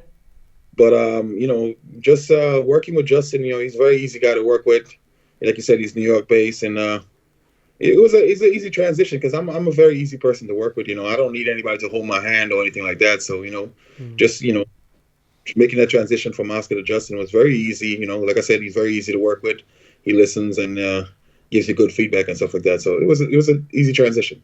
It's always a gamble because, like I think you said in one of your posts, you said, Justin did in one of his posts. He said sometimes it takes a few seasons to even learn the athlete's body, but it obviously worked well because you've got that pro win now. So it was obviously worked well. Yeah, it definitely did. I mean, I'm happy that we were able to get the Olympia qualification early, and now I could just focus on the Arnold and then the Olympia. So, everything worked out the way I wanted it to work out. So you're down to the Arnold. Yeah. Oh, nice. So there, and the Olympia. So obviously last year, I mean, let's go back to like a couple of years ago. We were all kind of, I know we spoke about this before, but it was all like, I remember speaking to Gerard Dente at the Olympia a couple of years ago, and he took 9th place, and he was saying, Akim's 265, 270 shredded or whatever. I said, well, I've seen him at the Toronto 249, and he was still not hard. I said, so it kind of put a red flag up. And then when you came out on stage, you looked so good.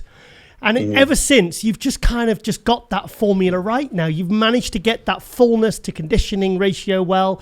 You've managed to keep the roundness, So what was that like getting 6th place at Olympia last year from 9th? Well, I mean, going into that Olympia, I knew that I brought a physique that could definitely get me the first call out. After that, I didn't really know where I was going to place. But I remember doing an interview right before the Olympia when they at the Meet the Athletes event, and I told the gentleman that I was on the interview with, I told him I'm good enough to get 6 first call out. After that, I don't know what's going to happen. Oh. It was just amazing to see it come to fruition that I actually got that first call out. So that in itself was just a blessing and a goal achieved. Thing is, to crack, I mean, to make top 10 at the Olympia is that kind of next level that you want to go up from winning a pro show. That's the kind of next level after winning a pro show. Then the next level after that is to crack top 6. Then obviously the level after that is to do kind of what Ramy did from 2018 to 2020 and go from 6th to 1st. Yeah. So I go on to that. So because thing is, there is obviously I think because Ramy got 6th in 2018 and then he went and won it because he just literally nailed that conditioning and and really polished his physique. I think that's why there is so much chatter around you being able to do the same. And there's people saying that you could literally win the Olympia. I believe in myself, and I believe in the hard work that I've put in over the years. And like I said, I keep getting better. I'm one of the few athletes out there that every year I bring a different package to the stage. I've never looked the same in any show. I've always improved every show, and I plan to do that coming in for the Arnold and also for the Olympia. And for me, the more I compete, the better I get. So fingers crossed with that I go into the Arnold and I could actually bring an even more improved package to the Olympia. So what did you weigh at Puerto Rico? Right around like the 260 mark. 260. Okay. So you actually a little bit sharper. I think your waist was smaller this year. Yeah. So did you actively try and keep? Did Justin put anything together to kind of work on that, or is it just something that kind of happened? Something that just once I start dieting down and everything like that, my waist just comes in. That small. It's something that I've been trying to work on to get my abs more separated and stuff like that. Yeah. But as far as a small waist, I've always had a small waist my whole life, so it's just something they're just genetically blessed with, So what's the plan for the Olympia? What's Justin got in store for you, mate? Well, I took a week off from after competing in Puerto Rico, so we still haven't decided on what the plan is yet. So we're we got to sit down next week maybe and discuss. Yeah. Something. Sit down and discuss what direction I'm gonna go and what the plan is leading up to the Olympia and everything like that. So going for nothing is set in stone, Okay, so going from the Olympia last year to Puerto Rico, where do you think your physique's made improvements? Definitely I made some improvements in my back, especially my upper back. I had a lot more details and stuff like that. And I just want to keep building on that and get my back a little bit more dry, a little more details going into the Arnold and the Olympia. I think especially with the victory shot, I definitely noticed some differences in your quads in the front, in the separation and the quality. Mm-hmm. Definitely. Yes, yeah. Well, legs has never been a problem for me, but a lot of these guys nowadays, they have incredible legs. So I think it's something I'm gonna have to keep working on. And I can't, just let up and focus on other body parts. I got to train everything equally. So yeah, I think that's the last thing for you. Like say with Ramy with certain elements of his conditioning and stuff. I think it's that back detail. Once you nail that, that's the final thing for your physique that I think will take you from 6th to top 3 or even to potential of winning it. I think that's the last thing you've got to really nail. And I think once you nail that, I think you're going to be unstoppable, mate. I really do. Oh, thank you so much. Yeah. And I think, honestly, I think you've got arguably the best side chest in the industry right now. Seriously. I mean, definitely means a lot, so. Hang on. Akim, we have to be objective about this. Right, okay. Who's got the really, I think, well, Ramy had a very good side chest last year and very good side tricep. So I think you're trying to think. Who else? Side chest? Too long. I think because that side, because I like the side tricep shot you do. That's a really strong shot for you. Yeah. So, and the frontal bicep is absolutely crazy because you've got the crazy shoulder to waist. So, rear lat spread's better. Rear double bicep gets some more separation. I think, because you've got to be the best in every single pose to be able to win the Olympia. So, what was why were you doing the Arnold then? What was the reason for that? Why didn't you just go focus on the Olympia? Well, I mean, I hold the Arnold in the same kind of credibility. I give the Arnold the same kind of credibility as the Olympia. And, if I get a chance to step on that stage and pull off a win there and go win the Olympia, that's something that's yes. Wow. So I got, definitely if you have a chance to make history, why not take a shot at it, Yeah, why not? I think there's so much talk around you now because, like I said, you're moving up, and I think people just keep. I think the three people, I think the names that are really popping up the most for the ones that people are expecting to move up is you, Ian Valier, and Nick Walker. That's the 3 people that instantly pop into my mind that are going to be the ones that are really going to step up now.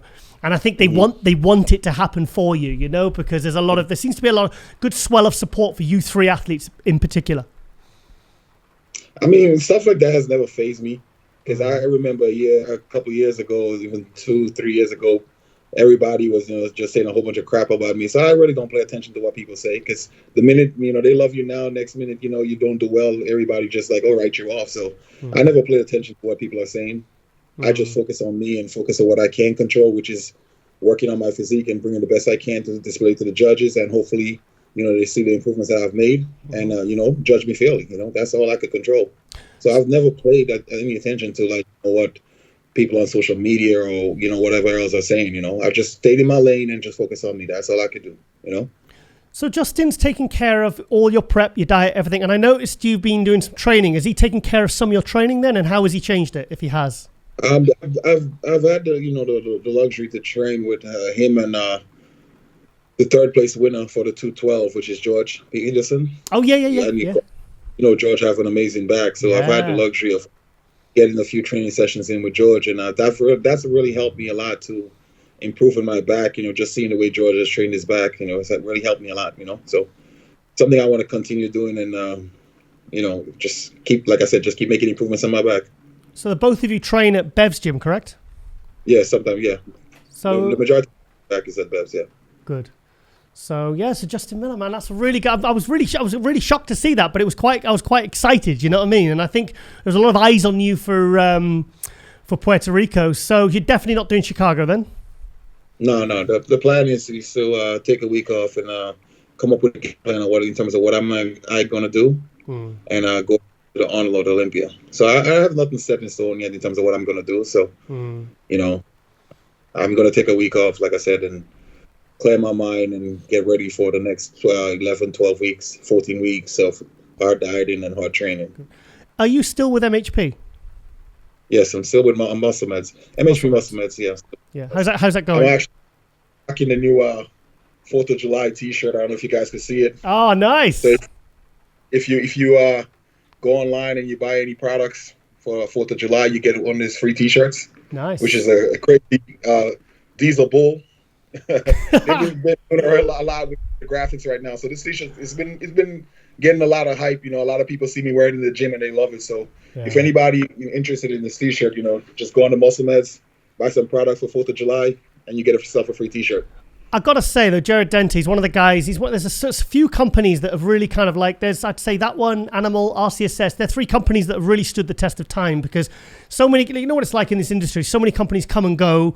They're big and then they kind of disappear or they collapse. And that's one company that has really, really just been so consistent. I mean, when you have a owner that basically used to be a bodybuilder and believe in bodybuilding and stay true to the roots of bodybuilding, you know, you're definitely going to have success. Because at the end of the day, you know, the majority of people that are buying these products are into fitness and then into working out and stuff like that. So if you have, you know, somebody that's pushing a product that he believes in and he's basically been a bodybuilder himself, you know, it's definitely going to lead to success. So I've always been happy with just working for someone that understands the whole process of bodybuilding because he's been there himself. So I'm always MHP muscle mass. I think it does make a difference. I remember when Gerard used to compete, he was fantastic. Yeah. He was really good. I think some of the newer fans, they don't realise that people like Rich Gaspari and Gerard Dente and Barry DeMay and Lee Labrada, all these people that have companies, you know, they were absolutely incredible bodybuilders. Exactly, yeah. Yeah. All right then, mate. Well, so how many weeks are we out from the Olympia now then, mate? I believe we're like right around like 14 weeks out from the Olympia and about 12 from the Arnold. So, are you excited? Yeah, definitely excited, man. Just stepping on both of those stages, Arnold and Olympia, is always a dream come true. And you know, I've known many bodybuilders that sometimes, you know, if they work their whole pro life and they've never been on those stages. So, I'm just always grateful for like, you know, the opportunity to represent the company that I sponsored with MHP Muscle Meds and represent myself also. And do the best I can to be on those stages. So, correct me if I'm wrong, you've been 16th, 9th, 6th in the Olympia. Yes. So what's this, your 5th Olympia? Yes. Wow. So hopefully the 5th time is a charm. Yeah, shit, man. I think it's like Sean Clarida, every single Olympia, he's coming bigger, better. And every single time he's gone from like 16th, 13th, 9th, 7th, 3rd, 1, you know? So, it's very exciting because you know, I do think it's because I think Ramy came 6th, and I'm thinking, well, if he can do it, you know, this guy could do it because, you know, it's just, you've got so much potential, and it's just, I just think it's really, and going in with a nice pro win as well. You can have a bit of a rest now and then go straight in and hit it hard, you know. So I think it's, our first call out, mate, at the Olympia again, hopefully. That's the plan, man. You know, go in there and just, you know, I have the time now. I don't have that pressure anymore worrying about qualification. Yeah. And I could just focus, you know, kill it, man. Do you remember that year when you were getting all the seconds at Toronto and everything? You were just trying to get through points. You know, it was like... Yeah, exactly. Yeah. So I did came a long way, and I'm always grateful for, you know, for the opportunity to continue to do this at this level, you know. Yeah. So is Ramy going to get a second Olympia then? Come on. I need a soundbite. I need a soundbite video. Come on. Only time will tell, you know. Yeah. You know, I'll do my homework. Yeah.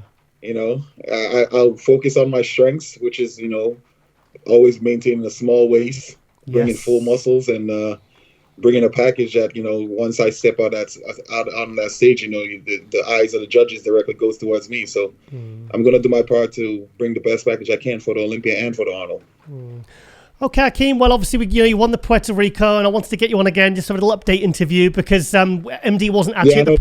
we've been trying to schedule this for a long time, and we were supposed to do it before the Puerto Rico, and we didn't get to do it. We were supposed to have it yesterday.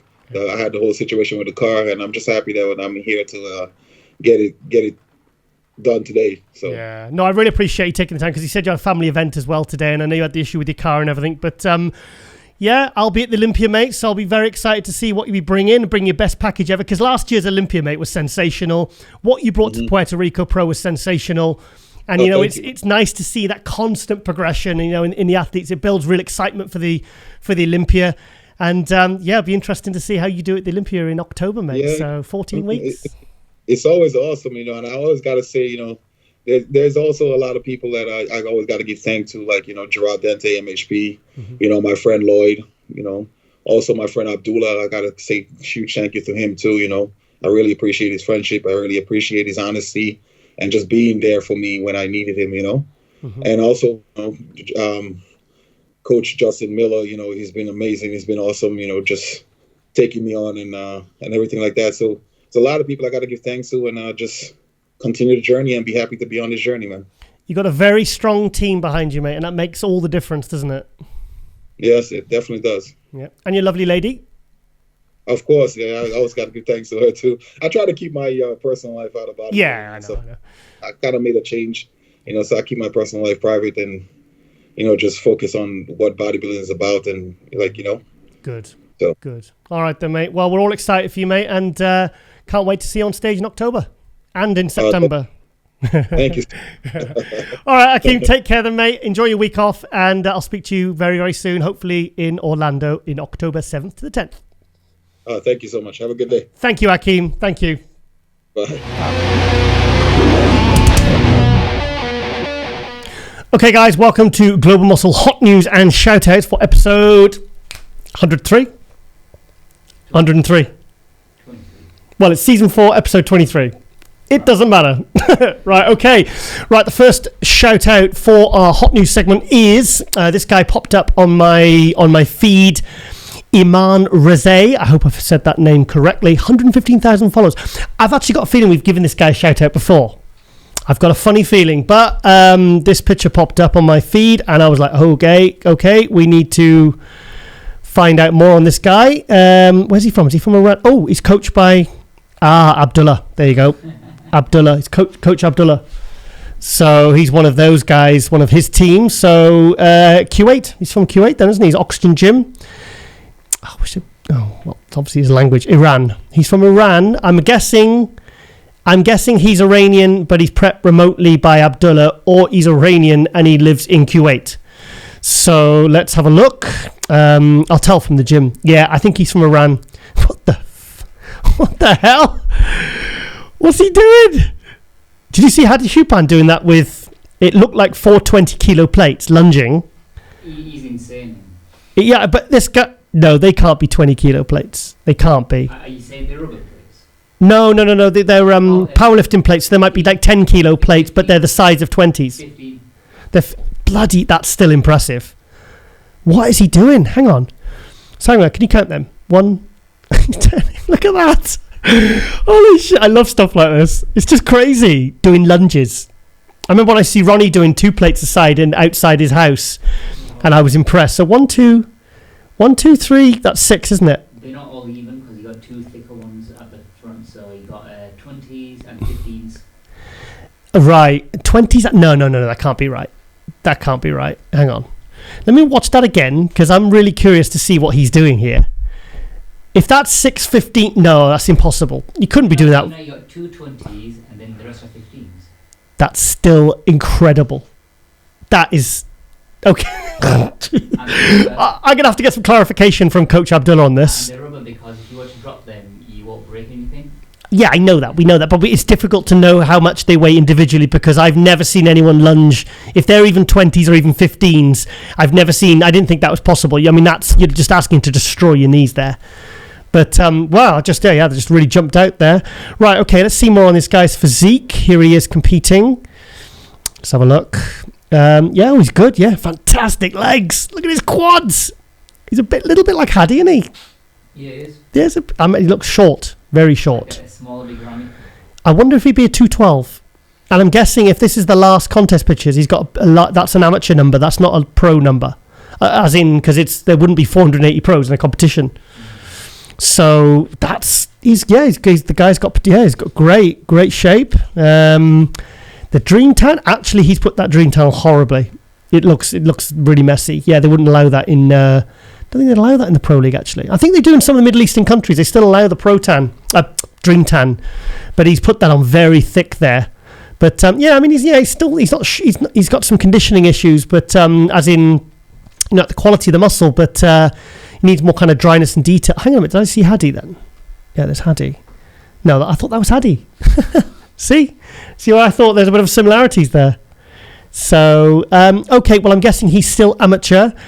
I'm taking it he's prepped by Abdullah remotely. Let's have a look at his back. Yeah, it's all there. I mean, that's impressive, but he needs to obviously sharpen up and get some more quality if he wants to turn pro. Look at his calves. Wow, look at that. But everything is there. All the shape, all the muscle. I'm trying to think of what that reminds me of. I don't want to say I don't want to keep saying Hadi because it's. But I tell you what, this Iranian man, they're just freaks. The Dreamtime look. That's how you put it on. You dot it on and then you just kind of rub it in. All right. Yeah, and I was competing in Germany once in the WPF European Championships, and somebody gave me a tip. There was something called vasculizer, which you spray on and it brings your veins up. It's like kind of like deep heat. But someone said, because I used to put it on top of my tan, and then the tan would run, and I'd be basically in a puddle of dream tan whilst you're on stage under the lights. And what somebody told me to do is actually mix the two in your hand, apply it, and it gives you a really nice colour and a really nice sheen. And I did that in Germany. And I competed, and I couldn't believe how good it looked when I put it on. You know, it really highlighted the conditioning and stuff like that. So things like tan, you know, and sheen, they're very, very important, you know. But, I mean, yeah, this guy has got serious potential. What do you want to see, Colin? Any more? Look at his arms there. Wow. Yeah, it's just machines. It's not really interesting, is it? Any more stage pictures? Yeah, they're all from the same show. Yeah, it looks... Yeah, he's obviously off-season there. A brave man, a real fighter, is not measured by how many times he falls, but how many times he stands up after he's fallen. Okay, just adding a bit there. Yeah, he's a big dude.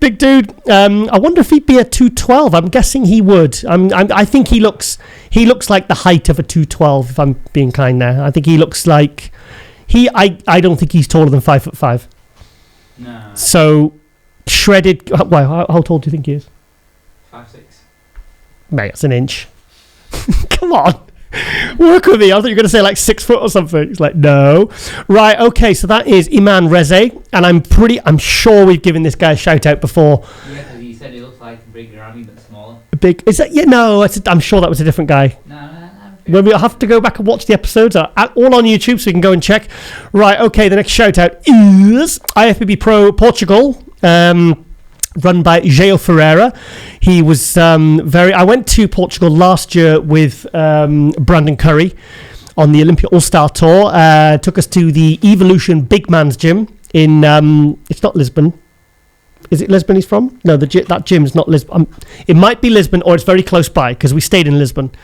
But, yeah, the Portugal. I mean, he actually took me to the venue. He drove us to the venue. It's where they filmed the casino scene in the Casino Royale James Bond film with, what's his name? Mads Mikkelsen plays the villain. You know? Well, that's the venue. That's the same place they have this show, the Pro Show. And it has a revolving stage. And they have a stage that comes up through the stage on a hydraulic, and obviously with all the lights, and it's just a real kind of visual feast. Now, 2019 was when we had Shaban on a couple of episodes ago. He was the winner of the 2019. There he is.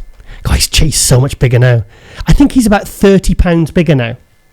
I think he's like 250, but he's like 220 there. What's Iris Kyle doing on there? Yeah, what is that? It's just to represent the fact they've got women's bodybuilding for the first time this year. So they've got bikini, bodybuilding, and women's bodybuilding on July the 18th. So it's only, a week, 2 weeks away? Only 2 weeks away. So let's have a look. What else they got? So this is obviously all the competitors they've got on the July 18th, Portugal. They have a big amateur show. Yeah, so it's 15th to 17th is the amateur, and I'm guessing the pro show is the 18th of July. I'd love to get over for that. Professional. Services available for the professional. Okay, so Mr. Big Evolution Pro. What else can we find out from here? Any better names? This guy's been popping up my feed a lot. We gave him a shout out a few episodes ago. Luis Coelho. Wonder if he's a relative of Natalia. Long distance cousin, yeah. Twice removed. Ex-training partners. But this new 212 guy, he's been popping up on my feed a lot. I'm expecting good things for him. They got Wesley Vissers.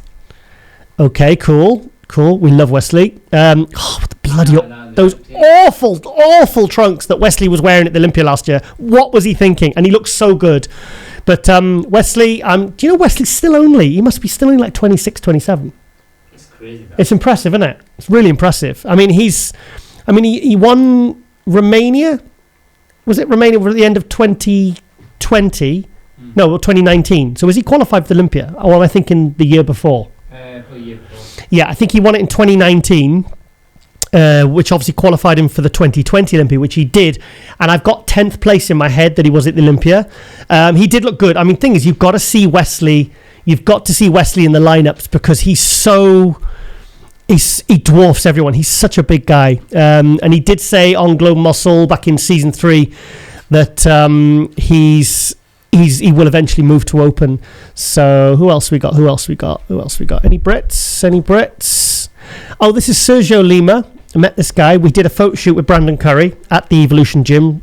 He actually lives in... he's basically Portugal's best open bodybuilder, but he actually lives in UK. But I think his mum lives in Lisbon, so he goes back and forth.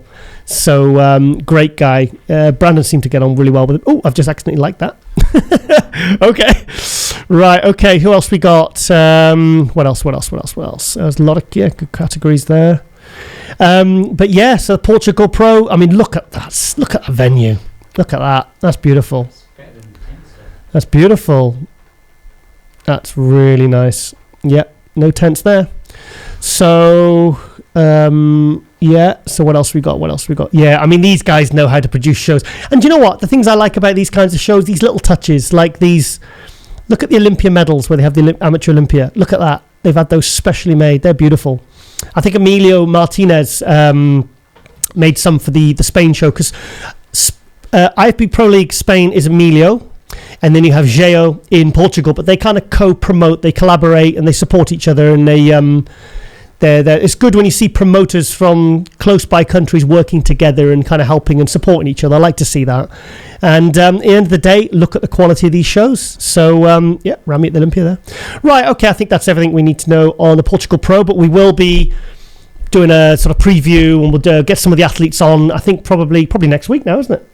Yeah, we'll have to be. So we'll get more news on that. Okay, now the news that came in this morning for Rhea Gale, the British Figure Pro. I believe, was she 8th or 9th at Olympia last year? 8th. She was 8th at Olympia. She was 13th the year before.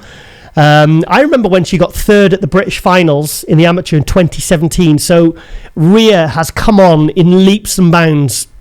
Do you know what? I think Rhea's what you could call a real athlete. She's so focused on her training and progressing. And sorry, mate, what? Preps other people.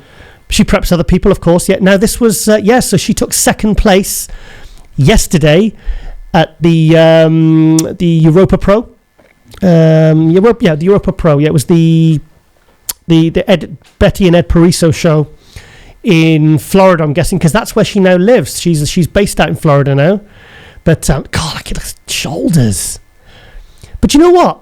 I've got a bit of a lot of the figure now is I can't tell the difference between figure and women's physique. I feel like the disparity is so small right now.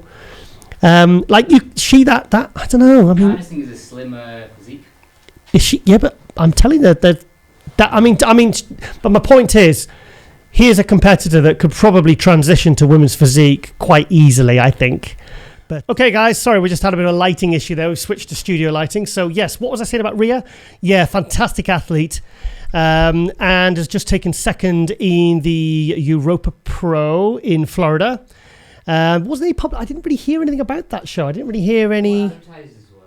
Yeah, it didn't pop up on my radar. I should probably check the calendar more. But... yeah, look at the shoulders. Wow, look at that condition. She could be a bodybuilder. I mean, if she's only, 3 years into being pro, I think she turned pro in 2018, I believe. And she's had a fantastic, she's been, I think she was 8th at the Arnold Classic last year in 2020. And top 10 at the Olympia, 8th place. And she's won pro shows. So I think I forget what pro show she won now. But yeah, so Rhea is moving up. Yeah, so hopefully we'll see it at the Olympia again this year. I mean, the training is unbelievable. Okay, guys, our next shout out is on the hot news segment. We have Phil Claha, the Jamaican tank, who we had on back in season 4, season 4, season 3. Well, we're still season 4 now. Probably season 3, wasn't it? Anyway, doesn't matter. Right, okay, and he's back, and he looks good there, and he's 2 cheat meals filled up the Jamaican tank nicely. God willing, we have something special coming to the 2021 Chicago Pro. He did do a few shows last year. I think he did, was it Tampa, New York Pro, and he did Chicago, and he did pretty well. I think he got some very good placings. I'm sure it was 5th or 6th at the Tampa. And then I think he started slipping. Oh, gosh, it's only last year now. It seems like such a long time ago now. Quint Beastwood show off. So, I mean, what else has he got? Come on. Oh, more shots here. Good. Yeah, he looks... How many weeks? Now, we've got 3 weeks out now to the Chicago. Yeah. 3 weeks to the Chicago Pro. He's a big dude. I mean, he is like he's 265, 270. One of the best backs in the Pro League right now. I mean, he's top to toe. He's very complete. I think he needed more legs, wasn't it, last year?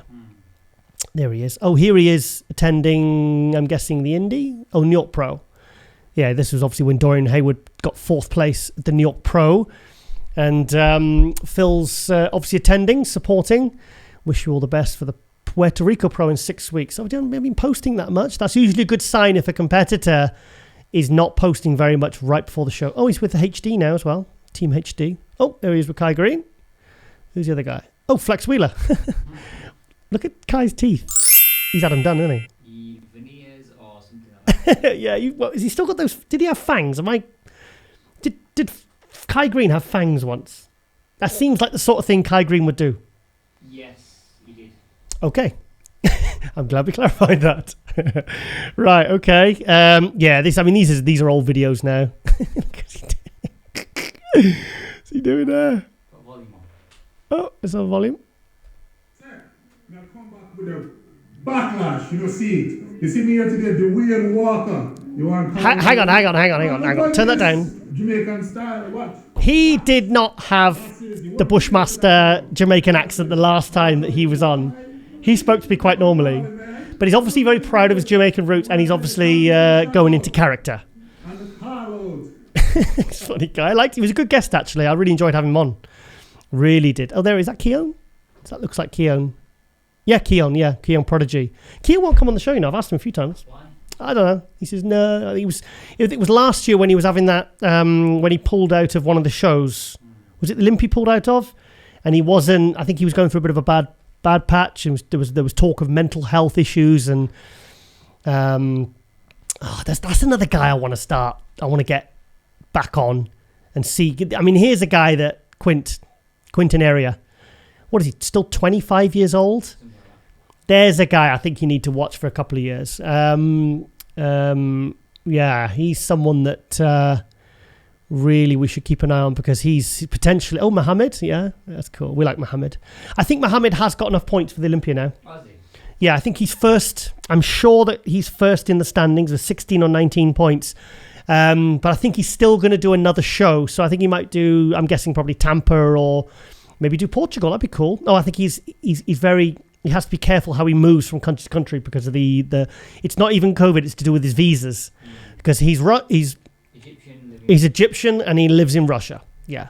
So, but I think he, there's complications with being able to move around with his visas or something. So, and then obviously you've probably got the COVID, all the different alerts on top of that. So I think even if Mohammed didn't compete again, I think he would still be okay to do the Olympia. I think he'll be in the Olympia this year. And he says that's one of his dreams. And he's also down to do the Arnold Classic 2 weeks before as well in Columbus. Oh, wow. Okay. So that's cool. That's cool. Right, okay, next shout out is Joel Thomas. Now, main account was hacked at 81,000. All new content will be found here. So this is his Joel Thomas's new Instagram account. Now, here's the best Joel was. This is said this was the coolest I've ever looked. And he's now being prepped by Cement Factory, which is AJ Sims. So I am very, very much looking forward to seeing what these two guys will bring. I think this is before Joel ripped his pec. God, he looks awesome. He looks like a superhero. Looks like the Hulk. Was that Venom? Venom. Yeah, just like Venom, yeah. Look at that. I mean, he's a big dude and he's very well proportioned. And I think I've seen a picture. Where is it? Oh, he's not posted it. It's posted on his other account. No, because just said what I just said. It's a new account, so he's obviously just putting content on there steadily. Is this when is this? Oh, this is after his pec tear. I know it's difficult because he's got a top on, but you can. I think I saw a picture doing a frontal bicep, and it was very hard to detect the pec tear. Arms and abs today at 5.5 weeks out. Yep, he flies.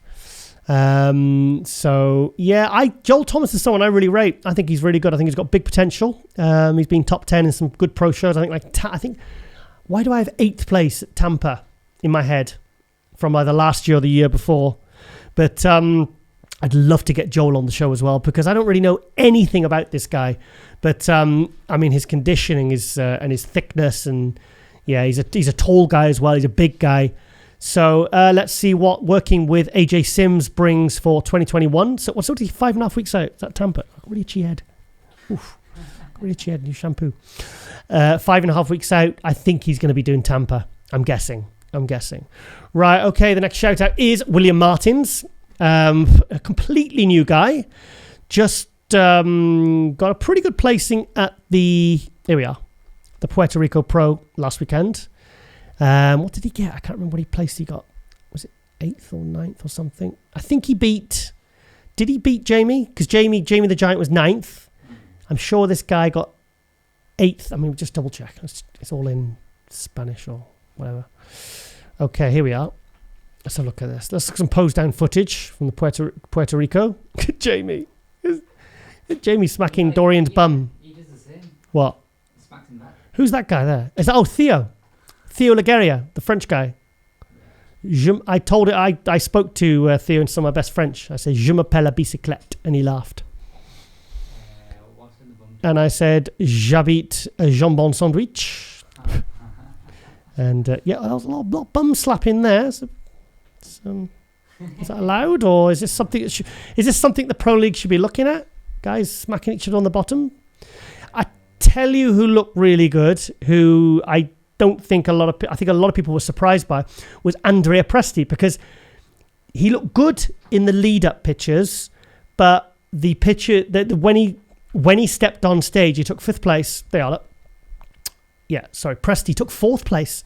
I don't think many people. I certainly wouldn't have predicted that, even by looking at the pictures that he had been posting. He looked tremendous. He looked fantastic. His shoulder to waist, it really kind of stood out in the lineup at the Puerto Rico. So we got Akim first. Shaban was second. Shaban looked absolutely tremendous. He looked so much better than when he did the Cali Pro. Hassan third. Hassan looked good. Looked good. Looked better than he did at the New York Pro. Hang on, is that right? Yes, he did Indy. Then yes, so I think he looked kind of better than maybe I think a lot of people expected. Look at the size of Akim; he's a monster, isn't he? So anyway, we're talking about William Martins, aren't we? Right. Okay. Now I don't know anything about this guy. I saw a couple of pictures in the lead up. I think I saw God, look at that. He's got good lines. Look at his calves. Hamstrings. Sorry. Hamstrings. His hamstrings are good. He is very complete. He's very complete. I think he is a guy to watch out for, definitely. Yeah, he's not missing anything, this guy. I'd love to find out more about him. What's this? What was the pictures I saw? I think I saw... Hang on, which one did I see? The pictures I'm seeing, I'm not seeing on here. But let's have a look at this. Is that on the morning of the show? I guess it looks like a hotel. Yeah, before the tan goes on. He could do. Yeah, his lats very high. I like his shape. He's 6 days out there, so he is at home. I like his shape. A bit more lower lats, but that's largely genetic. But he's not really giving much away there, is he? So right, okay. Yeah. I'm going to endeavour to find out more about this guy because I'd like to... I think he's got potential. I think he's got real potential. And I'd be interested to see... This is the ones I saw. These are the pictures I saw. Okay. Yeah. 133 kilos. Wow. That's like 280. 280 something. That's a big guy. That's a big guy, and he's got very, very good shape. Yeah, very. Oh, he's prepped by Chris Aceto as well, so he's got one of the best prep coaches in the world there guiding him. And his conditioning at the Puerto Rico Pro was very, very good. The only thing is the lat's a little bit high, but maybe they can, every physique's got strengths and weaknesses. But yeah, so here's a guy, I don't even know how old he is. His frontal bicep is probably his worst pose, but he does have some very, very good pose, most muscular, side chest. I like his structure, and I think he's got a lot of potential. So look forward to seeing more from William Martins. Maybe he could jump into the Tampa Tampa, Portugal, Chicago. What else is it? The Arnold UK. Spain's already been done. Spain is Spain's after the Olympia. Okay. Yeah, so that's the end of October. The Olympia is on the October 7th to 10th. Right, okay. Yeah, so keep an eye on this guy. I think he's one to watch. He's made top 10 in his first pro show. I believe it's his first pro show. Okay, now with a little update on Joe Mackey, who we had on in season 3. He was another surprising guest as well. I really like this guy. He was I didn't know what to expect, but he was great guest. He's part of the Gasp team as well. Best bodybuilding clothing company in the world. I'm biased. I live in their clothes. Now, he has been working with Chad Nicholls and Dennis James. So that's exactly the same team that are helping Rami. So, and I believe he's up to his current fasted weight of 281 pounds. So he's doing Chicago Pro. Okay. Well, he needs to bring his chest and back up. The back's looking better. I'm not liking the way he's hitting this pose. I think Dennis needs to sort this out. Come on, Dennis. I think Dennis has been training him. I've seen a lot of training videos with him and Dennis. Because Joe had a couple of disappointing placings last year, and obviously it's clearly lit a fire under his ass. But very strong guy as well, deadlifting huge. Here we are, MD background there. Yeah, look at that. Yeah, there's more going on in there. There's more going on in the chest and back. The Ronnie Coleman show in 2011. Okay, nice socks. Right. Yeah, socks. So videos of him training with Dennis. Oh, there's Ronnie. Him with Ronnie. That was obviously at the Ronnie Coleman Classic because they're both from Texas. So what did he say he did now? I can't remember. He had some, was it scientific job or something? Oh, he's got an MRI clinic, I think. MRI clinic. Yeah, it was something like that, wasn't it? Yeah. Yeah, look at that. Yeah, he's definitely improved. He's put a lot. I wonder how much muscle he has put on and how that will look when he steps on stage at the Chicago Pro. I'd be very interested to see that. Yeah, he's deadlifting ridiculous amounts. I've seen plenty of videos. Oh, yeah, he was training with Dennis James. Dennis, God, yeah, he's looking good. This was just the beginning of what took place at excruciating leg day at Camp Menace. Pre-exhaust. Yeah, Dennis was a monster and he always trained hard. All the videos I've ever seen, he was a maniac in the gym. Dennis. He's cool. He's doing really well with that Menace podcast as well. He's doing really well, Dennis James. Very, very good. Right, okay then. I think we get the idea. But yeah, all the best to Joe Mackey. We hope he does really, really well at Chicago. Because I think last year he was a bit, knocked back by that. I don't think he expected to get the low placings that he did. But obviously he's come back bigger and better. And that is pretty much the name of the game. Right, okay then.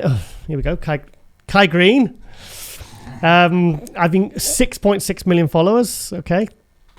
Right. Okay. Now, I to be honest, I'm loath to even be pulled into this because every single year for the last 5 years, he's been saying he's going to compete. He's doing this. He's teasing us. He posts old pictures, and I'll be honest, it really annoys me, and it annoys a lot of the fans. But there's a picture recently, and there is talk, and he's with Redcon. And there is talk. Sorry. Oh, it's for character roles because he does acting. So he'll send ideas. So he gets all these outfits for different films and stuff like that. Because obviously he was in Stranger Things and he's been in this Pogu. Is it Pogu? Something. It was some. It was some Indian martial arts film. Where does he get his outfits from? I mean, he said he was 317 pounds, which he's not. He's not 317 pounds, but he is known to having a bit of a strange sense of humour. But I tell you what, if that is a recent picture, he looks absolutely fantastic, and I do respect the way he's maintained a very, very, very good physique, despite not competing since the Arnold Classic in 2016, which he won.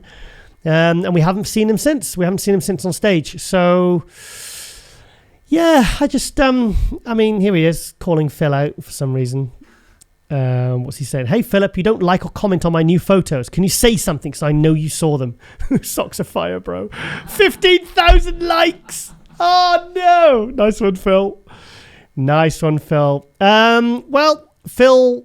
I don't know what to say about this, really. It's a big news topic, so obviously I'm addressing it. Would we like to see Kai back on stage? Of course we would. Will we see Kai back on stage? I don't know. I gave up. I probably gave up 2-3 years ago on that. I reckon he's coming back. You think he's coming back? Yes. Why? You won't be posting this amount of stuff. Yeah, well, Kai's known for trolling a little bit and teasing and having a bit of an odd sense of humour, but he's a character, and what the hell is that?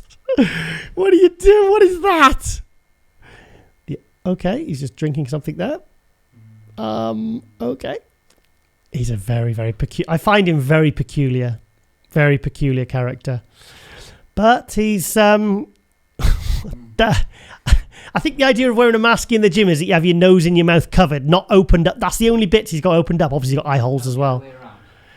Yeah, I don't know. I'd be very excited to see Kai come back and do great. And of course, there isn't a bodybuilding fan on the planet that wouldn't like to see Phil and Kai come back, either at the Arnold Classic, the Olympia, the Rock Show. I don't know what's happening with that. It was not, that's gone very quiet, the whole Athleticon thing. I believe... I reckon it's... obviously the pandemic slowed it down. But they don't want to keep advertising the same thing again and again. I know, but I've heard that they're putting it back to April 2022. So hopefully now all the other shows are pretty much relatively back to normal. So hopefully we'll see. I mean, we all want to see added new shows, big new events. They're gonna, great for the fans, great for the athletes. But so Kai Green coming back. Who knows? Basically, okay, we're gonna go to the Arnold Sports. Now, the kind of big news, I suppose, was for the Arnold Classic is now 2 weeks before the Olympia, September 25th. So that'll be 2 weeks before the Mr. Olympia, the Olympia weekend. And signed up to do the show is Ruli Winkler and Nick Walker. Personally, I'm so excited to see Ruli back.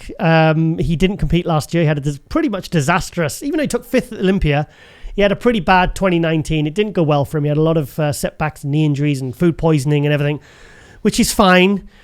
But, Ruli, I think people have forgotten how good Ruli is and how much of a threat he is, not just for the Arnold Classic title, but the Olympia title. I'm really pushing this in my column, in my MD. Which camera? That one. Sorry. So I forgot what camera I was on there. I'm really pushing for Ruli to do what Ramy did last year, pull it out the bag and absolutely shock everyone. Personally, I would love to see Ruli win the Arnold Classic more than maybe even the Olympia, because he's been so close. He's been 4th and 5th, and he always usually tends to tighten up after the Arnold. When he won the Arnold Australia in 2018, he dropped 14 pounds and he looked sensational. And maybe he would have brought that look to the Arnold Classic 2 weeks previously. Who knows? Maybe he'd have won it. Ruli at his best, he's very hit and miss. But when he's a hit, he's probably the freakiest bodybuilder on the planet. So I really want to see Ruli come in, especially after the couple of years he's had, not being able to compete in 2020, 2019. Bit of a, I won't say a write-off, because he got some top 5 placings, but Ruli should be winning these kinds of shows, really, hands down. So that's really the big news for the Arnold Classic. We'll be obviously covering the Arnold Classic more in the lead up, and also William Bonac, the reigning Arnold Classic champion, will be coming back to try and defend his title. Where's that? Is that 2020? Looks. And also, we've got the 2017 Arnold Classic champion, Cedric McMillan.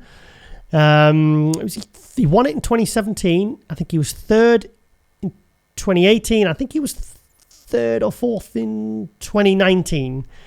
I think I've got that wrong. He's been thirds and fourths, and he's also won the Arnold Classic, and he was second to Kai Green in 2016. So it's shaping up. They're shaping up to be a fantastic show. And obviously 2 weeks out from the Arnold Classic, the Olympia, I think we're going to see a really, really special Arnold Classic. Also going to have a nice little rematch between Steve Kucklow and Sergio, because at the last Arnold Classic, Steve Kucklow was 4th place and Sergio was 5th.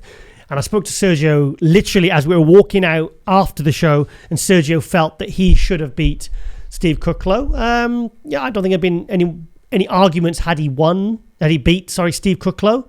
But look, there's 1995 Arnold Classic champion Mike Francois, who we had on. He was a good interview. He was fantastic. That's when there was no shows on for a few months, and I was going back interviewing the Frank Zanes and the Charles Claremonts, the Mike Francois, the Jean-Pierre Fuchses, the Chris Cormiers, the Dorian Yates. And yeah, it's nice to catch up with these people who largely been from the new fans. It's not even they've been forgotten. It's a lot of the fans don't even know who these guys are. So, and this was from when I was following bodybuilding. In the 90s, I started in 1990. But he's fantastic. Obviously, we've got 2011 champion. I think that's 2012. Oh, 2014. 2014. I tell you what, Branch Warren was somebody who had to see in the flesh to fully appreciate him. I saw him at the 2010 Olympia. I saw him at the 2011 Arnold Classic. And for all the people who criticised his physique, you had to see that guy in the flesh because he was an absolute monster. Absolute freak. Very, very impressive athlete. Very impressive. Right, okay, and our final shout-out is Piotr Borecki, 212, who won the 212 at the Puerto Rico Pro. Let's get some good pictures. There we are. Yes, he was the champ. He beat Guy Sistinino. There was only 4 competitors in it, but he's got a win. He looked great. Fantastic conditioning. Is he saying that? I think he's saying that he went from classic to 212. Okay, so I'm guessing from what I'm reading here with the Polish. My Polish is a bit rusty, I'm sorry. Right, so he's now qualified for the 2021 Olympia. So, he was classic. So 2019, he was classic. And he's done the Olympia as well, so it's not his first Olympia. But it's his second Olympia, but only, I'm guessing, but in a different category. So, he's a lot bigger now. So, let's have a look at let's have a look. So I'm guessing that's the 2019 Olympia, and that's 2021 Classic, and there he is now as a 212. So his legs are a lot bigger. My God. He just needs a bit more peaking on his biceps, I think. I think he's got good biceps. Yeah, he got good biceps. Yeah. They're all right. Yeah, he beat Guy Sistinino. He beat a couple of the very good competitors. Here he is. His shoulders are very wide. Yeah, he's got very, very wide. He's very, very sort of, his shoulders and back are incredible. But, so wow, look at that. Qualified for the Olympia, but he's absolutely buzzing. So, there's a guy to watch out for. He is going to Orlando in the Olympia. And, wish him all the very best. It's good to see some good Polish bodybuilders making a big impact. And, wish him all the best. Right, okay, guys, that is the end of our Hot News and Shoutouts for episode 103, Season 4, Episode 23. I hope you've enjoyed this episode. Bloody flies on my head. Really annoying flies. Right, okay then, guys, I hope you've enjoyed this episode. Thank you for watching. Thank you for supporting. And, guys and ladies, we are out.